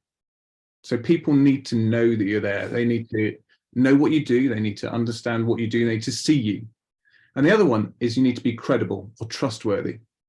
So if people can see you, they trust what you do. And I suppose you had the third one, they need what you do as a service, as a fundamental part of business, obviously. But you will essentially attract customers, you will attract people to your business, and they will buy what you need to do. And that's really where PR comes into its own. PR is telling your story in a way where you're creating visibility around that business, but you're also building credibility. So you're building awareness around what you do and helping people to trust you. And that feeds into, I actually asked Jan, what do you think are the kind of 2 or 3 things that people would really want to know? One thing that Jan said is, actually, what's the difference between PR and advertising? So where does PR and advertising sit? And actually, this is really where PR trumps advertising. Advertising 100% has its place within marketing. But absolutely, if you're telling a story and somebody else is telling it for you, i.e. a journalist is writing about you, there's much more credibility behind that message. I would liken it to, has anybody ever bought something after looking at a review or reading an article or that's recommended in an article? It's exactly the same process. You're being recommended that product or service from a third party, and that's the value behind PR. So I think there's a few tips that I just wanted to bring in as well. But I think again, another big thing in PR at the moment, some of the things that a lot of people are talking about, and actually the way that we as an industry are approaching the media differently, is the difference between traditional media, so print media, radio, TV, and digital media. There is such a thing as digital PR agencies now. They essentially do exactly the same thing, but just have a bit more focus on websites and digital outlets. As an industry, the way I always look at it now, and I always try and look at it where we are now, but also where we're going in the future, we all need to be a digital first society. There's so much more value in that, but don't discount those traditional media as well. So the reason that I always focus on a digital media first, and when I mean that is if I have a choice of going onto a really good quality website and or a print media, so it's same article, potentially going on to both, I would always focus it on the digital media first. And there's 3 reasons that I would say that that's valid. And lots of our clients see this as well. So firstly, is you're getting awareness and credibility from the article itself. So people read it, it's got the same value behind that third-party endorsement. You're able to teach and educate people in that piece. The 2 other advantages are, firstly, it's about creating lots of different signposts around the internet that point back to your website as well. So rather than just having one space where people can find you, you're actually creating 100, 200, 300 mini websites around the internet. Your digital footprint is increasing exponentially the more PR you're actually doing. And the third thing is it does feed into SEO as well. I'm not an SEO specialist. I will never profess to be. I always think, I 100% believe, do what you do and do it well, and bring in other people that do what they do, and they can do that well. But what I do is I work very closely with SEO companies because we create valuable content with valuable backlinks. It's well, yeah, absolutely, Susanna. It's a very complicated process, SEO, and it's very technical. But what we do is we can help support that by creating great backlinks and great content that feeds back into that website. So I always think digital first. I think the next stage is also to think mobile first. So actually what we want to do is create content that people are actually consuming on mobile devices as well as computers. So actually we want short, sharp messages. We want content that is, we're a consumable society where we need information very quickly in a very short space of time. So as a PR person, I'm always thinking about where that industry is going and how we can add value to the consumer or the market that we want to communicate with. So we're talking entrepreneurs. I absolutely love entrepreneurs. I think every entrepreneur has I think actually everybody in the world starts off as an entrepreneur. Everybody has an idea of a business. Real entrepreneurs are ones that act on that idea, that actually take that first step, which is how Jan's book will help many people do that, I'm sure. But I think, how can you do that? What are the first steps about somebody who's never done PR before, who can take those first steps into using and working with the media to help promote yourself and help build that credibility? So how can you sit down and start to write a story that actually appears? And there's sort of 4 things that I think you can start to do. The caveat I would put on this is PR is as much an art as it is a science. It's taken me 23, 24 years to get to where I am with PR, and I'm still learning every day. There's still lots that I'm still learning in the industry. But there are things that you can do to start. My advice would be, first off, keep it simple. If you're going to start in PR, keep it very, very simple. So essentially, you have a story that you think is interesting for the media. Don't overcomplicate it. Keep it very concise and short and simple. The next thing I would advise is focus on 2 or 3 really key media and build really strong relationships with them. If you go after everything straight away, you're never going to focus or achieve much. But if you focus on delivering a few really key relationships, then that is a great starting point. The one big mistake that everybody makes in PR in the first instance is they think too insularly. You've got to put yourself in the journalist's shoes, and you've got to think, what are their readers going to be interested in? It's not essentially all about what you want to say. That's an advert. What you want to do is what value can I bring to the people reading that particular article? And if you have those kind of 3 things, keep it simple, build those 1 or 2 relationships, and make sure what you're saying is interesting to that reader, then I think you can really generate your own PR. It's a great starting point. Once you see the value in PR, then definitely go out and find somebody that can amplify that can bring in more of those sorts of things. But as a startup, as an entrepreneur, there's definitely a starting point you can do. It's not inaccessible for people starting a business. So I think I'm probably coming up to my I think you are, Mark. I think you are. I got a nod in a week. There's 5 very sort of my top tips Jan asked me to deliver, and I'm just going to rattle through them quickly because I think these are really valuable for people. First off, definitely put yourself in the journalist's shoes. You've got to think like the journalist and what they want to write about. Secondly, make it more than just about your company. Look at the bigger picture in the world you live in. Keep it concise. If you're writing, keep it concise, short, and focused. Any waffle journalists you're going to lose them. Play the long game, so build relationships with those key media. And also, I think if you're going to contact a journalist, contact them at the start of the week, so Monday to Wednesday, and in the morning. So those are my 5 top tips. Brilliant. Mark, that's brilliant. And I just answered, well, I didn't answer. I said Mark will answer in the Q&A question for you. So I don't know if Jamie can make sure you see that. So we keep on time, but I know that there was so much value in that, just as there was when I originally spoke to you. It was absolutely awesome, and there'll be nobody listening who hasn't gained out of that. Thank you so much. Absolutely, my pleasure. Yeah, absolutely. I second that one. We're going to go quickly on to our next guest, but I just want to say, keep it simple. PR is fantastic advice. You can also hire a handsome compere and do a book launch for them to help him sell the books. Graham and wants get a him on view. new job. Absolutely. I think. Make sure you buy the books, review, because that's word of mouth and that's always good PR. So you've heard it from Mark yourself. Crack on with that. Jan, do you want to bring on the next guest? I do. And this time it's Glenn. Glenn is our risk specialist.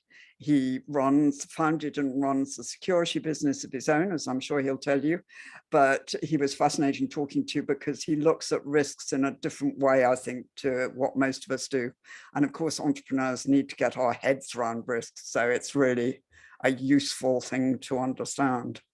So my name is Glenn Bimani, and as I grew up in poverty, when you grow up in poverty, you don't realize that is not normal.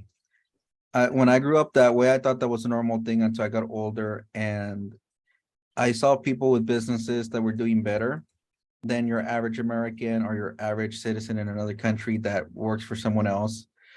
And one of the main reasons, once I got off the military, that I opened my own business, I had already made the idea when I was 16. I wanted to open my own business. But when I got off the military, I realized there were so many unscrupulous companies taking advantage of their clients and their staff. So one of the biggest risks and challenges that I faced when I first started my business was net 30 terms. For those of you that are not familiar, it's when you give your client a interest-free loan to pay you 30 days from the time of your invoice or date of your invoice. I don't know about you, but I don't like to give up free loans because you're going to get a higher risk when you make net 30 terms, whether the client's still going to be around 30 days from now, 60 days. Happens all the time. They end up closing. The other risk was employee payroll. When you do net 30 terms, your cash flow is tied up and you getting that payment from the client, which can be very stressful if you have $20,000, $30,000 of payroll every month and they owe you $30,000. And if they skip that payment, now you're out 2-3 months before you see a payment from the client, which now you're at risk of losing all your staff as well. The other one is just like Mark said, credibility. I was a nobody when I first started. Nobody knew who I was. I may have had a website, but there was no reviews. There was no referrals. There was nothing backing me up when I first started. So one of the way I see risk is a calculated decision based on the small amount of information that you have. And you have to decide whether you're going to move forward or you're going to stay where you are, or you're going to make a different decision. It's like Jeff Hoffman, the founder of Priceline, once told us in a group that I was a part of. He said it's easier to shift to a different decision when you're going 70 miles an hour on the highway than when you're still parked on the road. The biggest reasons I'm very good with risk is because I study both past and current events. For example, the security industry on the private sector alone grew by $10 billion after 9/11 happened in the United States. The government spent over $60 billion that year in new security with the TSA program and all that they put into it. We had the same thing happen when the Great Recession happened in the United States. There was a large growth in the security industry. Knowing this, I knew that once COVID hit, something was going to happen. And I knew my industry was going to grow. So I spent over $8,000 in security equipment, ammunition, firearms, even though that year the year before, we only made $253,000. To a small business like myself at that time, $8,000 is a lot of money, especially going into a shutdown across the United States. You don't know what's going to happen. I made that purchase when I knew nothing was guaranteed, but the risk paid off. We were able to grow by 400% that in 2020 because of that risk I took buying the equipment, getting rid of net 30, which I'm going to speak in a couple of more minutes. And that really helped us out quite a bit. So with the net 30 terms, my wife kept telling me, you need to have your clients pay you up front. And I'm like, they won't pay up front. They're used to net 30 and they're just going to leave and find someone else that will take net 30 terms. So I found a freelancer online that he got tired of being paid late or not being paid at all. His thing was, oh, I'm just going to make an arbitrary number of 20%. If they want net terms, they pay me 20% more of what I'm going to charge them initially. So I started doing that with clients. I told them you have net 30 or you have weekly payments, no 20% added to it. And a lot of clients surprisingly started saying, half said, no, we're going to go with someone else. So I lost the sale, which is fine. The others started saying, okay, that's fine. You have good reviews now. They saw the credibility. They started giving us the weekly payments instead of net 30 so they could save 20% because I gave them the option. Clients don't like to be told no, but they like to be given options. So by the end of 2019, I was very confident asking for weekly payments. It wasn't me being nervous or undecided or afraid that they were going to turn me down. I was very comfortable at this point. So when 2020 happened, a lot of clients called us and they're like, my security company can't hire people. They're not paying enough to the guards. That was one issue for the other clients, for the other companies. The other is payroll. They were on net 30 terms with that client and they were afraid to ask for weekly payments. I told those new clients, pay me weekly. There won't be an issue. I'll hire the people by the end of the week for you. And they said, okay, that's fine.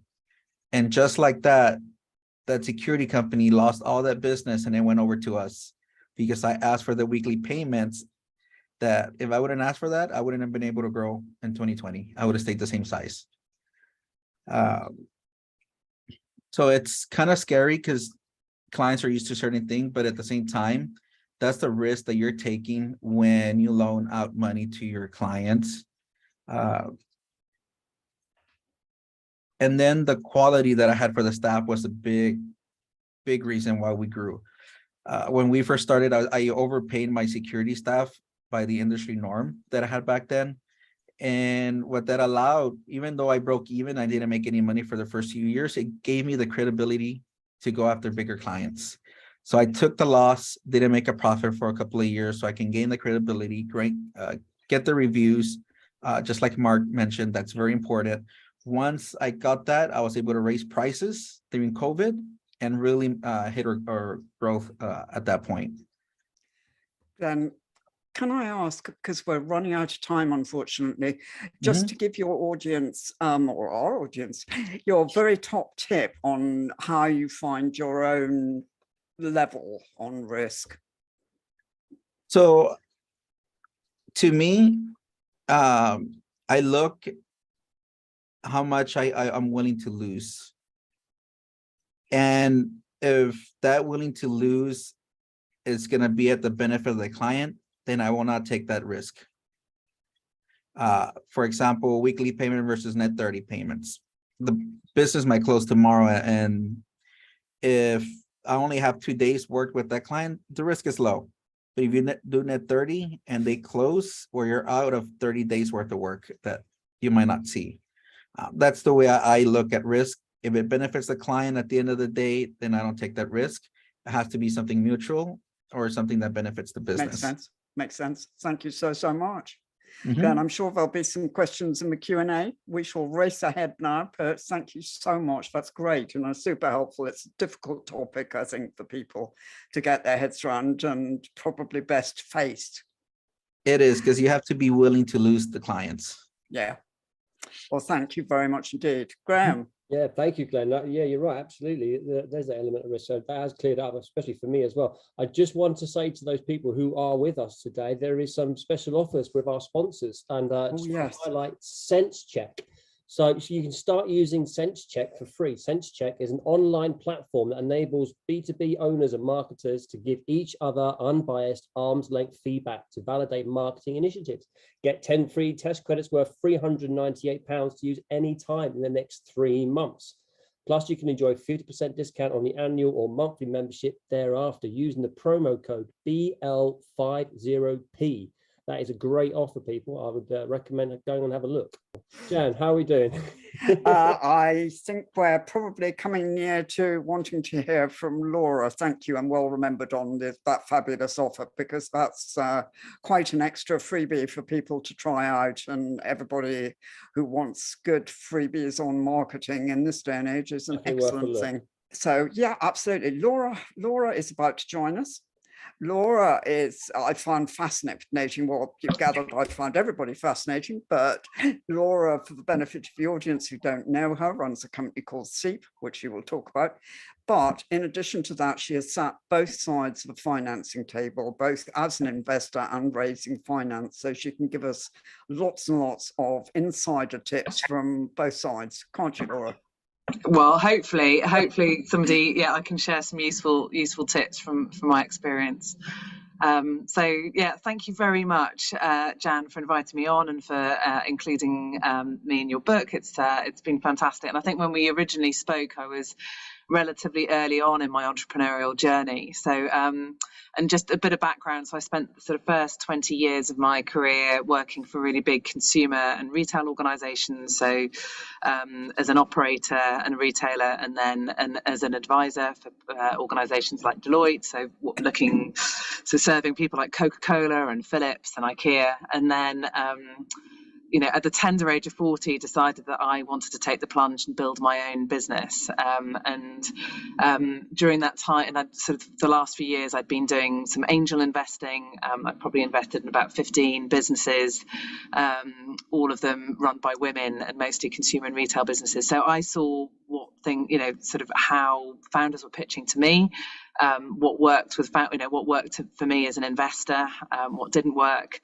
And so I took some of that through to then setting up my own business. And now I've just gone through 2 funding rounds. We're just closing our seed round in the UK.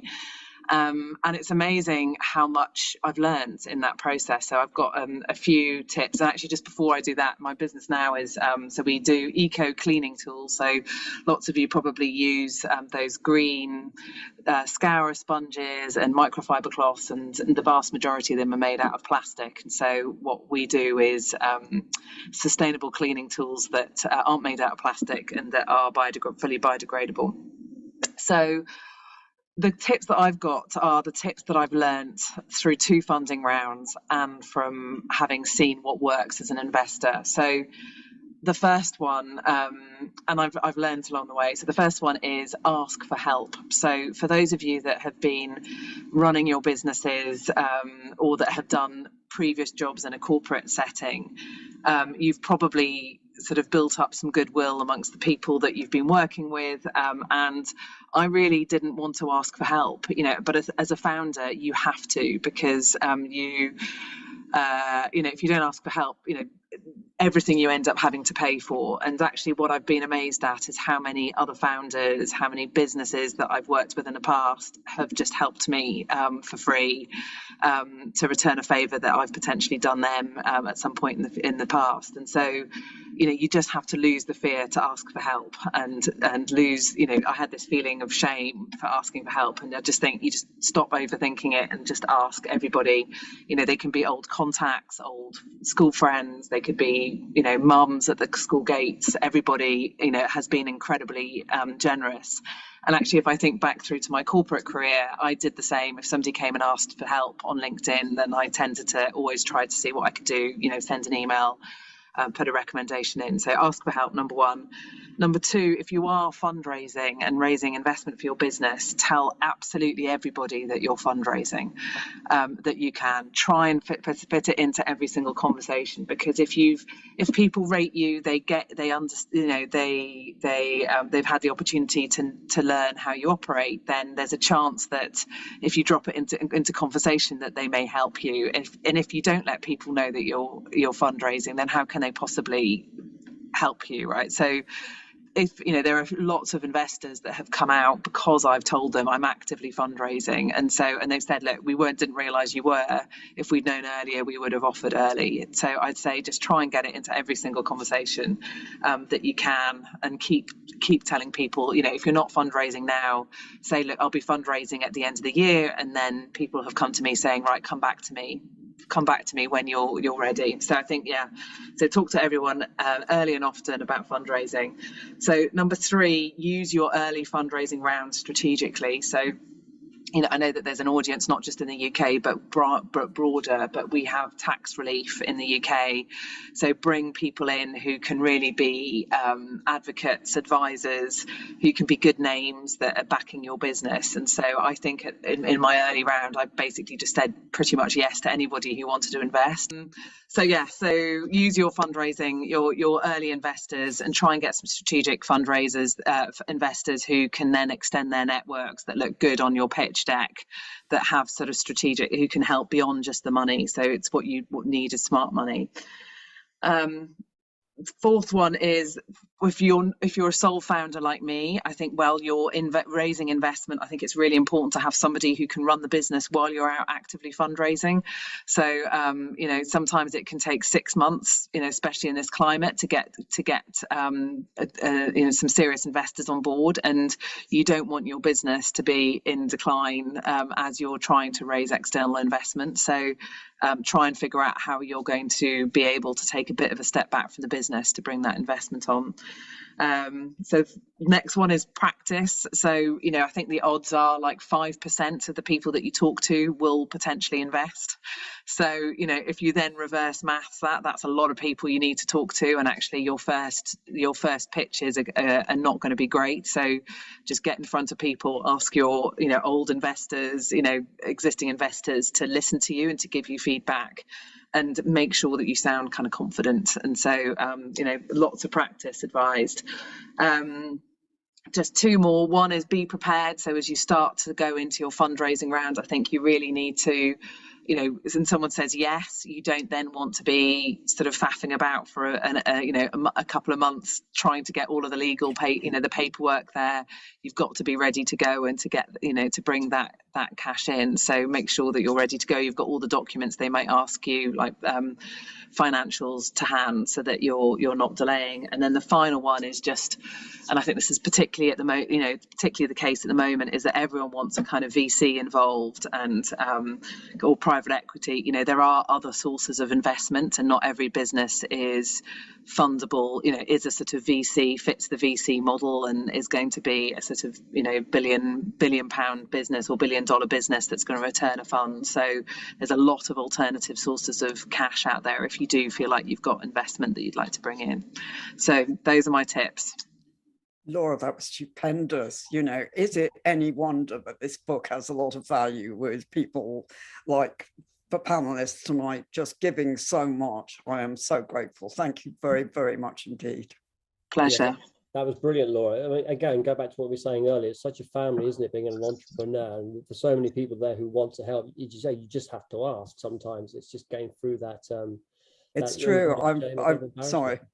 Go on. I remember in my in the launch thing of my first book, saying something along the lines of, my experience is that entrepreneurs are almost without exception very kind and very generous.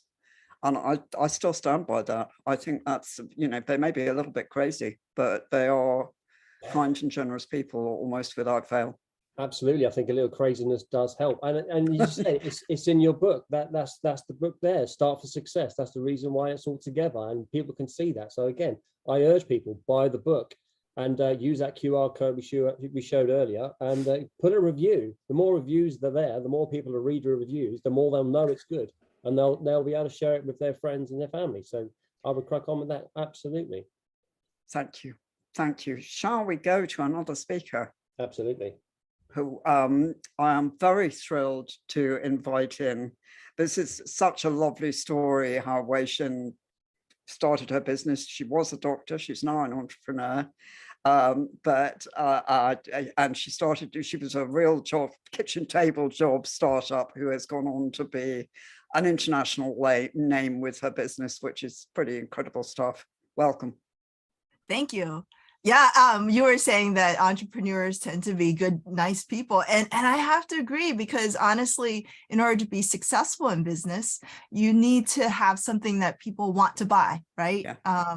And so you have to be relatively nice and also a little crazy, because you got to be outside of the box when you're an entrepreneur. So yeah, this started when I was just a regular family doctor. I was taking late night phone calls from patients, and then I would have trouble getting back to sleep after those calls. And then my husband suggested that maybe I should listen to relaxing music, which was a great idea, but there were no comfortable headphones on the market because regular headphones are very bulky, and then earbuds just hurt my ears. And so he brought home some supplies one night, and the two of us sat down at the kitchen table and we fiddled around. He had a soldering iron and I just had a sewing kit from a hotel room.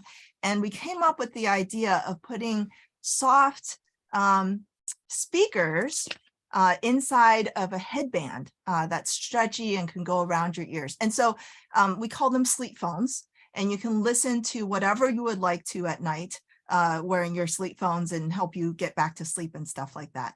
And so about 3 to 5 years in was when the tipping point came about for us, because for us it was just kind of a hobby at first. We would sew, I would sew and he would solder. When we came home from work, he's a software developer. He designs video games. And then after about 3 years, the company started making more money than we did in our day jobs.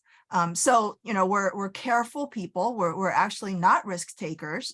You don't want a doctor as a risk taker, right? You want your doctor to be a careful person. So we didn't really take the plunge until we were sure that the company was going to be a success. And so we managed to just kind of work on this on the side and bring in advisors and help and just talk to a lot of people over time, and did a lot of things on our own and just kind of grew it organically ourselves. That was, I think, great learning for us, although there were some hiccups along the way. And I think Jan, goes into a lot of detail about one particular hiccup that we had with an advisor in the book. And so I'm here today to mostly talk about how to pick your advisors, how to work with the people around you that are supposed to be helping your business. So I think for every business, there are a few professional people that you need to be working with. And so you definitely need an accountant, right? Make sure that you're not going to be overpaying in taxes. You need insurance of some sort. The insurance people can kind of help guide you. A broker can help guide you as to what kind of insurance you need. You need lawyers. You need all different kinds of lawyers, corporate lawyers to help draft your documents. You need HR lawyers if you start to hire people. There's so much in HR that can get you into a lot of trouble. So you want to make sure that you're dotting all your I's and crossing all your T's for that. You need intellectual property lawyers if you have some kind of trade secret, or if you want to get a patent, trademark, things like that. You also need contract lawyers. Pretty much every business has contract of some sort. So you want to make sure that everything is written to your favor. Don't just sign, random things that aren't specified for your company. And then, of course, you need some government connections.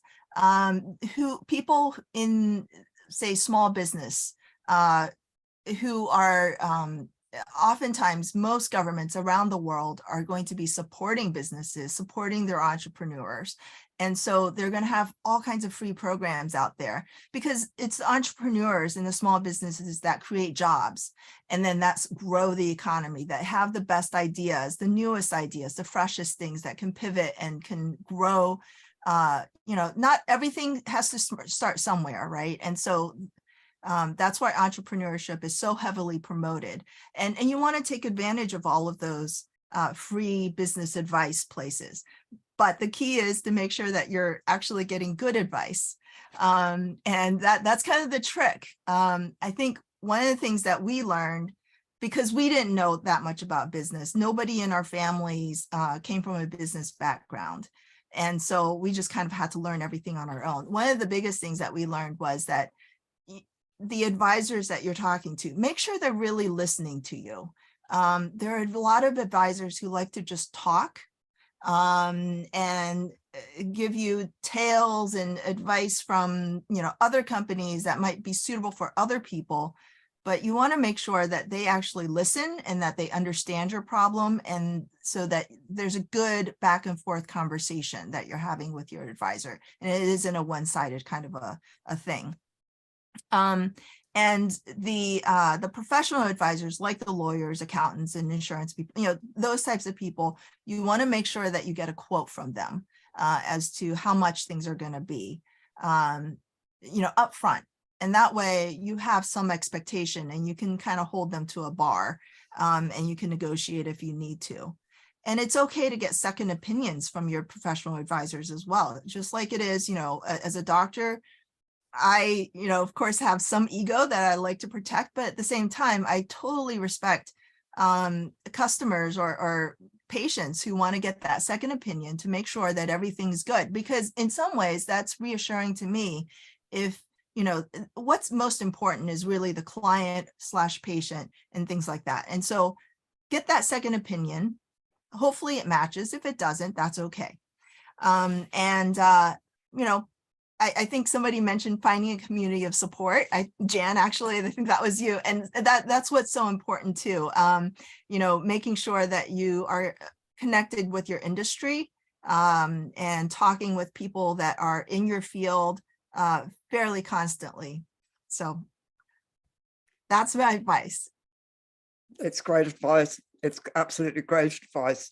And there's a few questions coming through. I've sent you one ready for the Q&A, so you can have a mull on that one. I don't know if there are any more to pick up. I'm trying to pick them all up as we go along.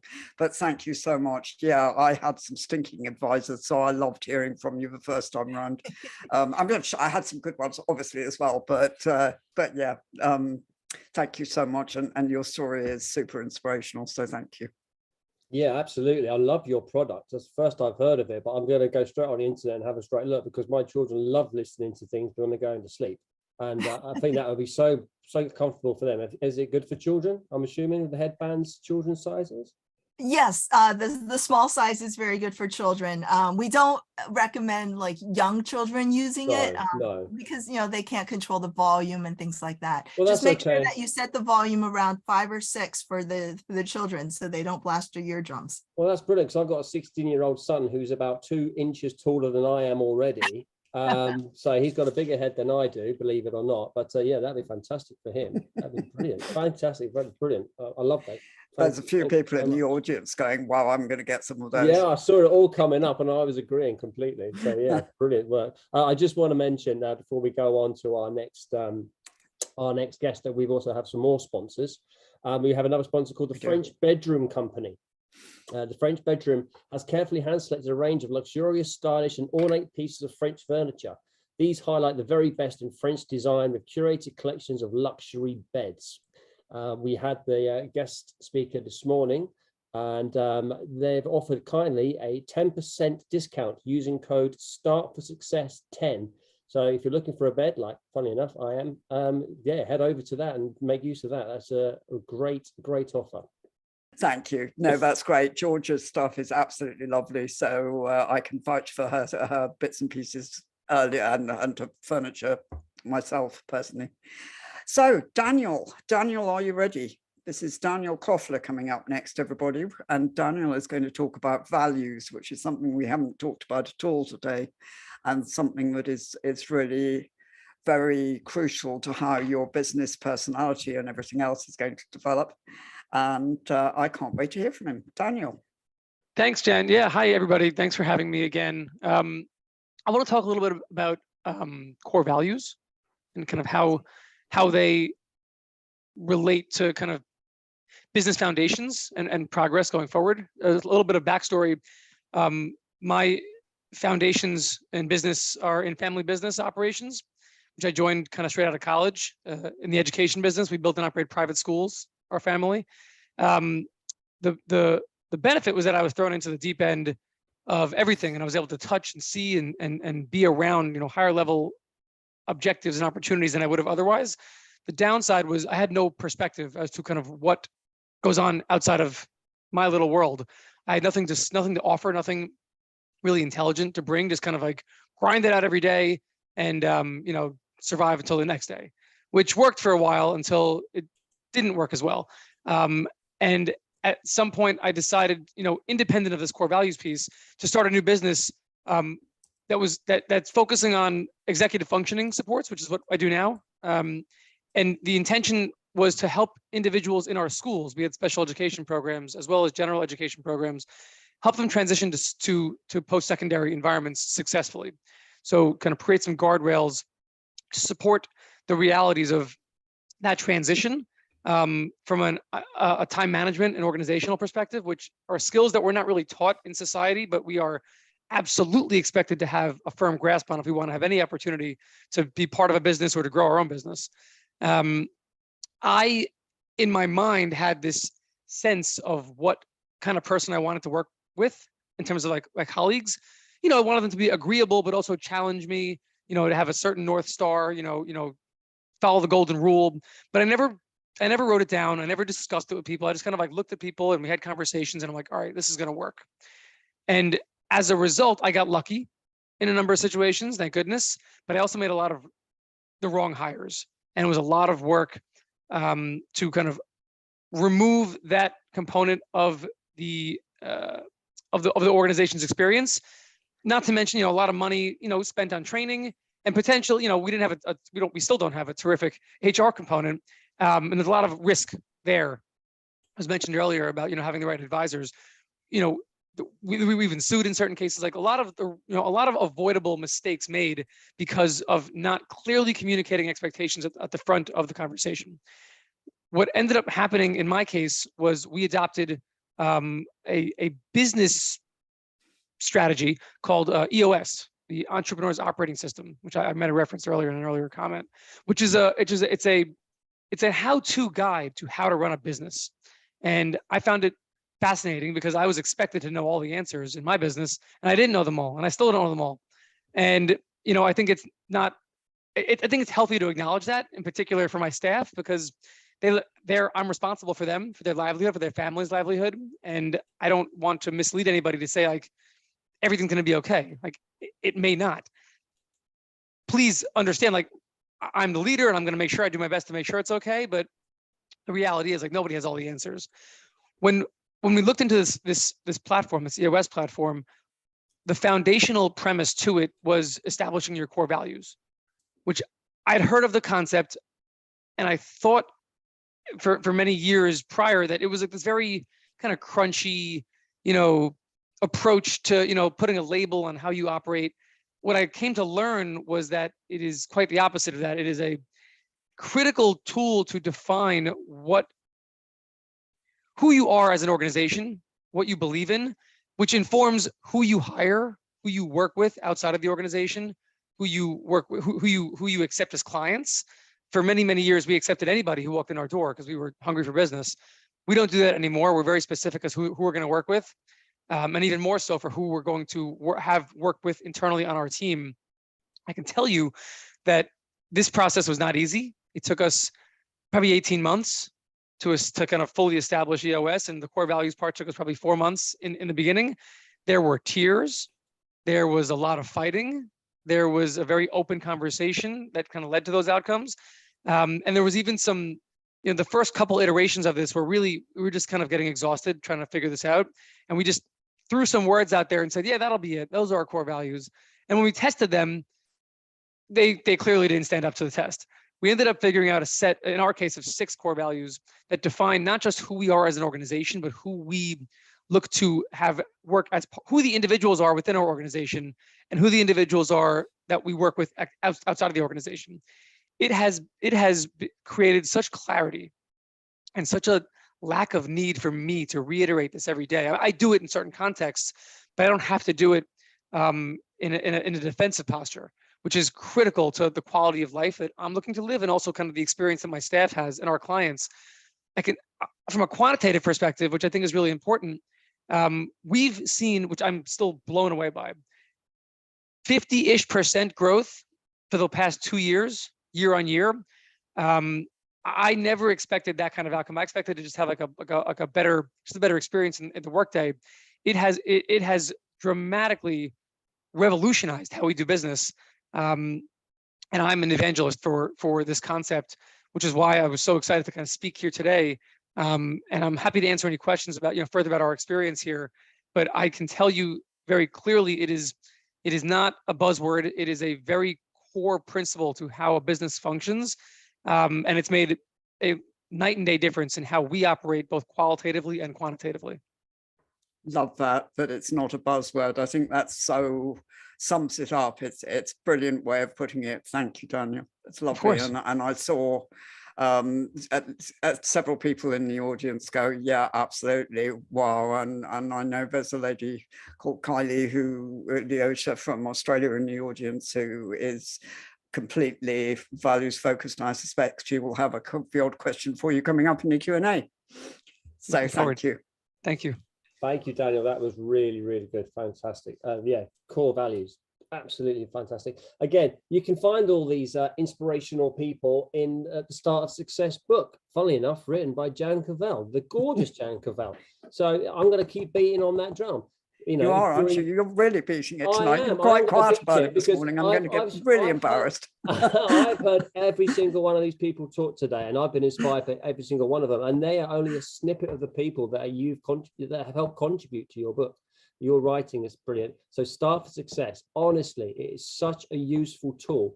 And to hand, you've got all these experienced people who have been there, they've done it's that. the people that make it, Graham. It's the people that make it. Absolutely. And they can. And to that end, to shut you up before I get really scarlet in the face, I'm going to ask Jamie to bring on Michael. Yes, go for it. Bring on Michael. This is everybody while Michael is getting settled in and ready to chat to us. I am really terribly thrilled to introduce Michael to you all. Michael Helmstrom is from Australia, though he's dialing in from the States. His reputation is pretty awesome. He runs the second fastest growing company now in Australia, and he's literally a world leader in innovation. And we are very, very lucky to be hearing from him. Michael, that's put you right in it, hasn't it? Well, thank you very much, Dan. Like, I got a lot to live up to now. Amazing speakers, amazing stories. Let's see what I can add. Look, I might just start quickly to tell you a bit about my background. I'm those kind of weird people that I don't think I've had a real job my whole life. And I reflected on that the other day and thought, is that a good thing or a bad thing? But I never sort of fit into that world. But I came out of university with my degree, and I'm an engineer. I'll declare that up front. And as an engineer coming out of university, you think you know everything. You have answers to questions not even asked yet. That's how you get taught to behave as an engineer. Broad brushstroke, but that's what I learned to do. And coming out to the real world, I realized there's so much more to success and business than knowing how to, I guess, solder components together on a circuit board.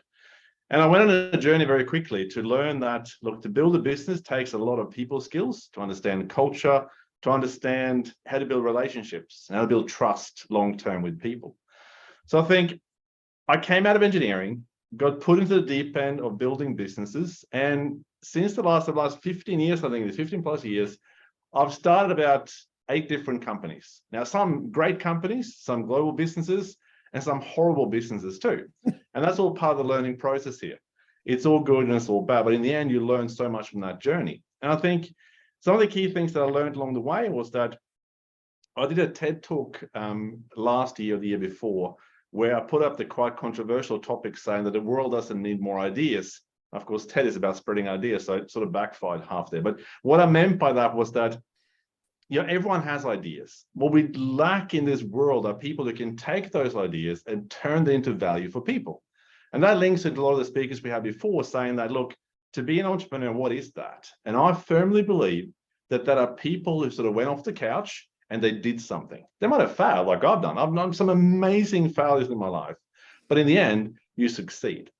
So I guess back to my own personal journey as an engineer, came out of uni, built some amazing businesses first of all, and then had my own kids.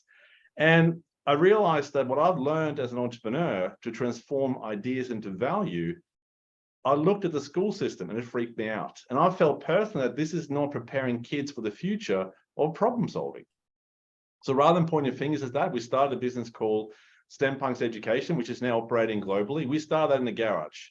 And I reflect a lot on the speakers before too. Someone talked about the image and making people know who you are. And STEM Punks was launched based on $500 in a website and trying to put the brand out there as much as we could. The first year of operating, we looked like a global organization. We were not. We were two people in a shed trying to figure out how to change education globally. That's what the status of us were in the early days. But that image, that storytelling helped a lot to establish the brand. And I think the other point here too is that we picked the most conservative market in the world, education, right?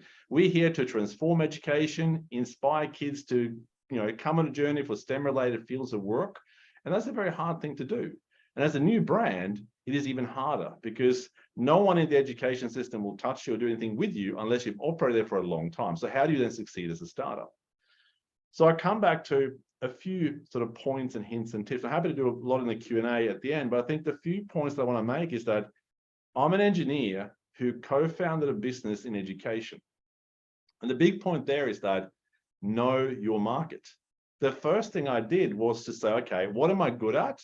Or what am I not so good at? What do I know in education? And as an engineer, I know very little about education. So the first thing I did was try to find the best possible people, award-winning educators that can teach me about that market. Because it is a very, very different market to what was used to as an engineer. And that helped a lot to grow the business, build trust as a credible education business, not just an entertainment business. I think the second thing is that, and this is very important to me, is that if there's one thing I'm really good at, it is taking very complex things and creating MVPs very fast, the minimum viable products. And as an entrepreneur, I think that's a very, very important thing to do because I've been doing mentoring with amazing people over the years. So mentoring people at universities, multiple PhDs and amazing degrees, but they all struggle to take that step to become successful in their field of becoming an entrepreneur. And I think the common thread there was that there was a fear to engage with your market. There was a fear for someone to say to you, look, what you've got is a pretty crap idea. That's not a very good thing to sort of emotionally deal with as an entrepreneur, especially in the early days, because you're there, you put your own life on hold, you're sort of trying to succeed in something you're not really familiar with. So someone saying it's not a very good thing, you think, but it is. It's the best thing anyone can ever tell you, because there's nothing worse than sitting there in your garage, polishing your ideas, writing your code, whatever you're doing, and in the end, you got no idea if the market likes this or not. So I think the big advice I give people is that become really good at minimum viable product. And what that means is that if you have an idea, try to visualize, try to conceptualize that idea as soon as you can, and then get people in that market to give you feedback extremely fast. Now, this is nothing new. This is design thinking innovation 101. But the number of times I see people not doing that, it is mind-blowing. And they might go even into trying to raise funds and put a lot of money back into the business to build this thing and grow this thing. But without knowing what your customers think, it is a waste of time. And you might get through 100 iterations before you get to the right point of saying, look, this is actually going to work. I'm now willing to do something. But at that point, you reduce the risk so much that it's now ready to go. So I think those are the 2 or 3 or key points I want to raise with you guys. Happy for you guys to reach out if you want to talk to me. Happy to help out whenever I can. But I think we're on a journey now where we're taking this garage business over now the last 5 years, including 2.5 years of COVID, into a global business. We're doing now work all across the world with amazing industry partners, amazing schools. And I think as an entrepreneur, entrepreneurship is hard. It is the hardest thing I've ever done in my life. And at the same time, it's the most rewarding thing you can do as well, because you're your own boss. You are the guy who wakes up in the morning and you say to yourself, look, today is a day to make some difference. I can make a difference in other people's life, but also to build my own business and really be passionate with what I do. So I think I would recommend entrepreneurship to anyone. It does take a toll on you in terms of the ups and lows. It is an absolute roller coaster of amazing highs, amazing lows, especially when you start out. But the reward in the end of saying to yourself, especially, we created this, we've done this, we've made this, and you really can see the difference you make, that is an amazing experience and probably a lot better than going to a job that you hate for the rest of your life. That's for sure. So I'm very passionate about this. I can talk about this all day, but I know we're running a bit late and behind schedule, so I'm going to stop there. And as I said, happy to address any questions and concerns in the Q&A. That is fabulous, Michael. Somebody wrote in the chat, I'm breaking my neck nodding here. You and stole I know the exactly words what from me, Jan. I was doing the same thing. Thank you so much. And somebody else is saying definitely you've got a lot of broken necks up on your responsibility from that fabulous chat. Thank you.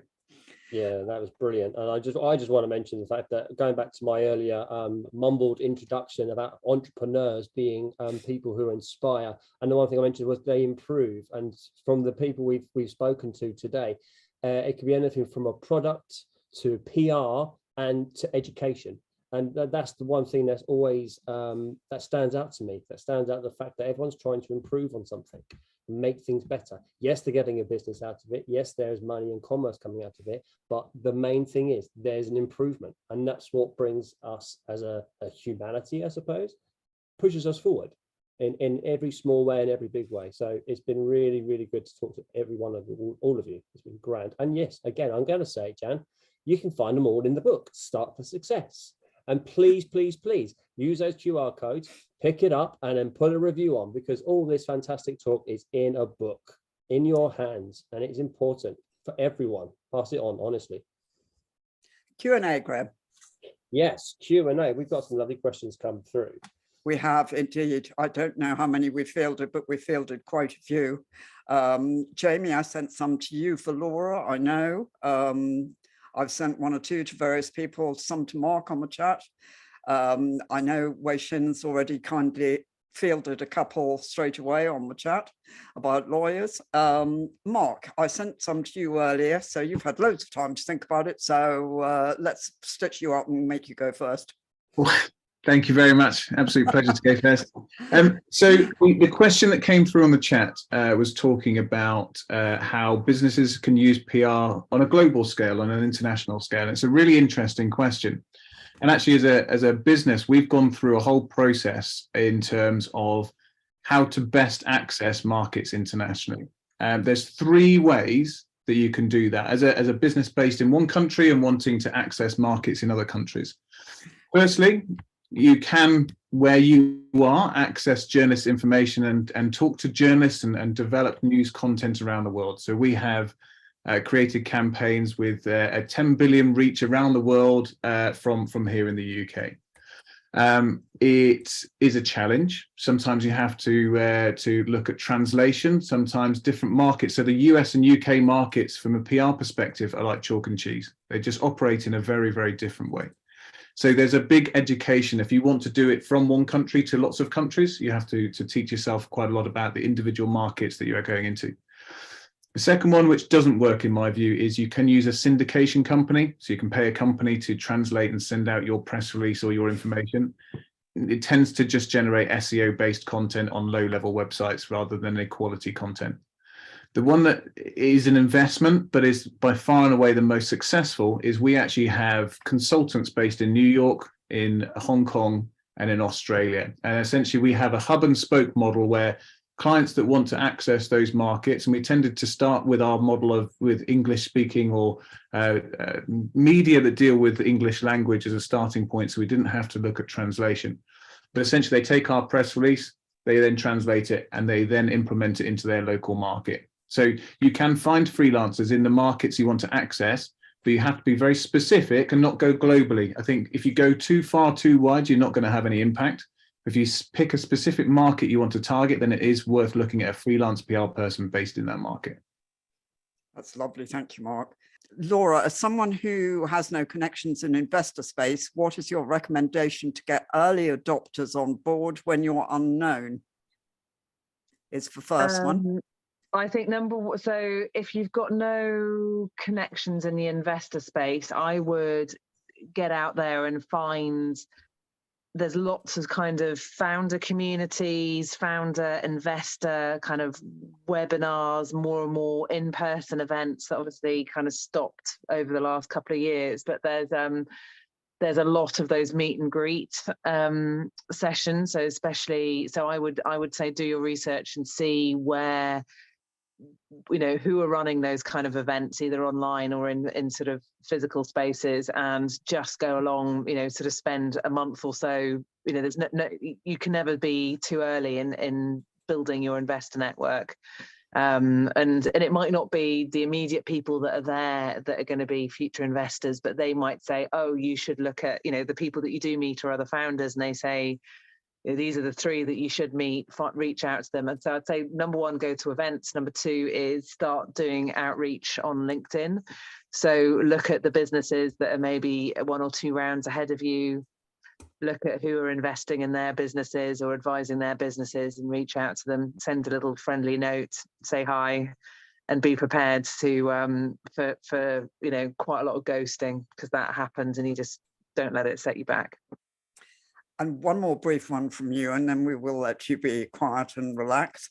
And I've lost it. So is combining the understanding of fundraising and risk. So is it basically when should you invest? And because obviously in getting people to invest in you opens you up to more risk, is that right? I think so, yeah. Yeah. So yeah, sometimes you don't let people invest in you. Yeah. So I think just like we were talking about, you have to pick your advisors. I think you have to pick your investors. And so, I'd say sort of make sure you know who they are and where their sources of wealth have come from. Make sure that they're going to be supporters. And, there's lots of ways, besides the sort of financial investment, that they can help you by, boosting your profile, sharing what you're doing with friends and colleagues. So just make sure that these are going to be your support crew. It's a really tough thing to do, to be an entrepreneur. And sometimes it can feel very lonely. And actually, if you've got the right investors on board, they can really help lift you up. So definitely do your due diligence and figure out, are they going to be, a drain on your time and your energy and negative, or are they going to help lift you up? Glenn, shall we ask you to just give a couple of sentences, Max, because I know we're running on time, on what you think about investors and risk? I've been approached by many investors that they want to invest in my business or buy it out because of what we've established over the years.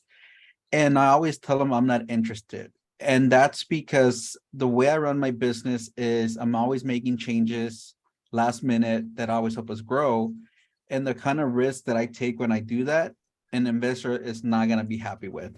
Because sometimes I'll put everything on the line where, I'm going to do this. If it goes well, we're great. If not, we start from the bottom again. So like Laura said, you have to know who your investors are and what they're looking for. Some want high risk takers like me. Some are going to want somebody more sensible, or somebody's going to want someone who plays it very safe, like the stock market. You play with lower returns, but it's going to be very safe returns over the year compared to a high risk investment or stock. Thanks, Graham. That's brilliant. Graham, do you have any last questions? I have one for Michael, but it's entirely up to you. If you have any quickly before we go, or if we've got any more from the audience too. Yeah, I've got lots of positive input from people, but I've got no more questions on that side of things. So we want to give Michael a quick nod. Michael, just to summarize, because this is something I always struggle with, and I know so many other entrepreneurs struggle with, mindset on innovation. What would your top tip to get yourself and your team thinking outside the box? So mindset on innovation was the question, right? Yeah. So I can talk about that all day. I'm going to try to summarize that quickly. Okay, this is very important. And it comes back to the MVP slide too, because value only has value if value is valued. Sit on that for a while, right? So innovation, to me, is about creating value. It has to be a valuable outcome. Now, that could be commercial value. That could be community value. It doesn't have to be money per se. But innovation, to me, is about improvement that creates value. And it's very important here. So I think the top tip there comes back to, again, is I've seen companies who hire an innovation manager. And I'm still to see that working. I don't think that works at all, because innovation is not one person. Now, that person could be a catalyst, excuse me, for change. It could be a change manger. But in the end, in a business or a small team, innovation is all about culture. There's people looking at improvements continuously, all right? So innovation tends to be put in this category of innovation has to be tech-based. Let's build an app to make this innovation happen. It doesn't have to be. It could be as simple things. How can we improve our conversations in our daily meetings, right? That could be very innovative things that has a great value for the business, for the person, or the community. So I think we have to define what innovation is, first of all, but then it's about, if it is about value, the minimum viable product or solution comes into play again. Because in that process of creating innovation, you have to evaluate the value component very, very fast.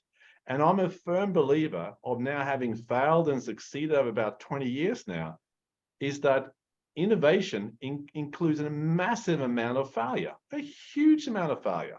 I mean, the biggest failures in this world right now, Elon Musk, people like that, they're not seen as failures. Right now, they're like, you're doing amazing things. And a good friend of mine, he launched a business about 10, 15 years ago, 10, 12 years ago now. And he floated on the stock market, Nasdaq, for about $2.4 billion. They're in electric charging stations for the world. And he said, look, Michael, the biggest thing that I get upset with is that people come up to me and say, I'm very lucky. What I've done has got nothing to do with luck.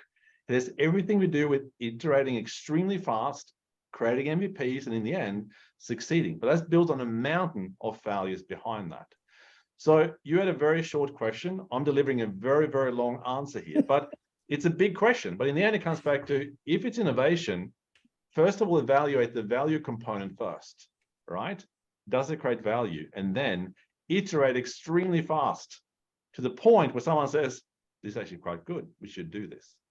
So that's where I'm going to stop. Hope that made sense. Thank you so much. Thank you all so very, very much. We are way over time.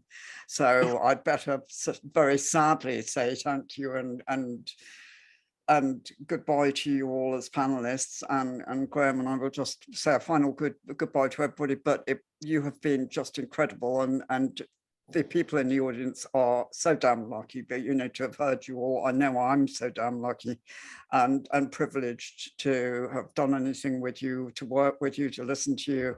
Wow, thank you so much, sincerely, from the bottom of my heart, really, to you all.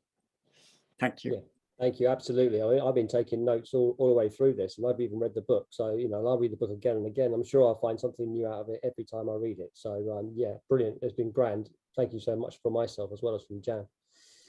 Absolutely, and we will be sharing it in all sorts of places. Jamie is making recordings, and we'll be letting other people benefit as well. So thank you.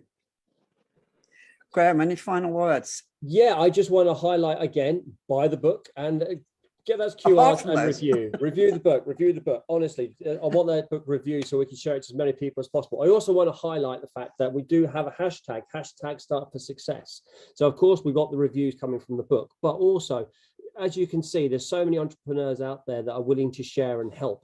And a good way of doing that, connecting with Jan, is you can go through her website, but you can also use hashtag Start for Success. Keep Jan informed, ask her questions, you know, anything that she can benefit from what you've read from the book, any questions you might not understand. And if Jan's not got the answer, you can see that she's got a compendium of people there who can help.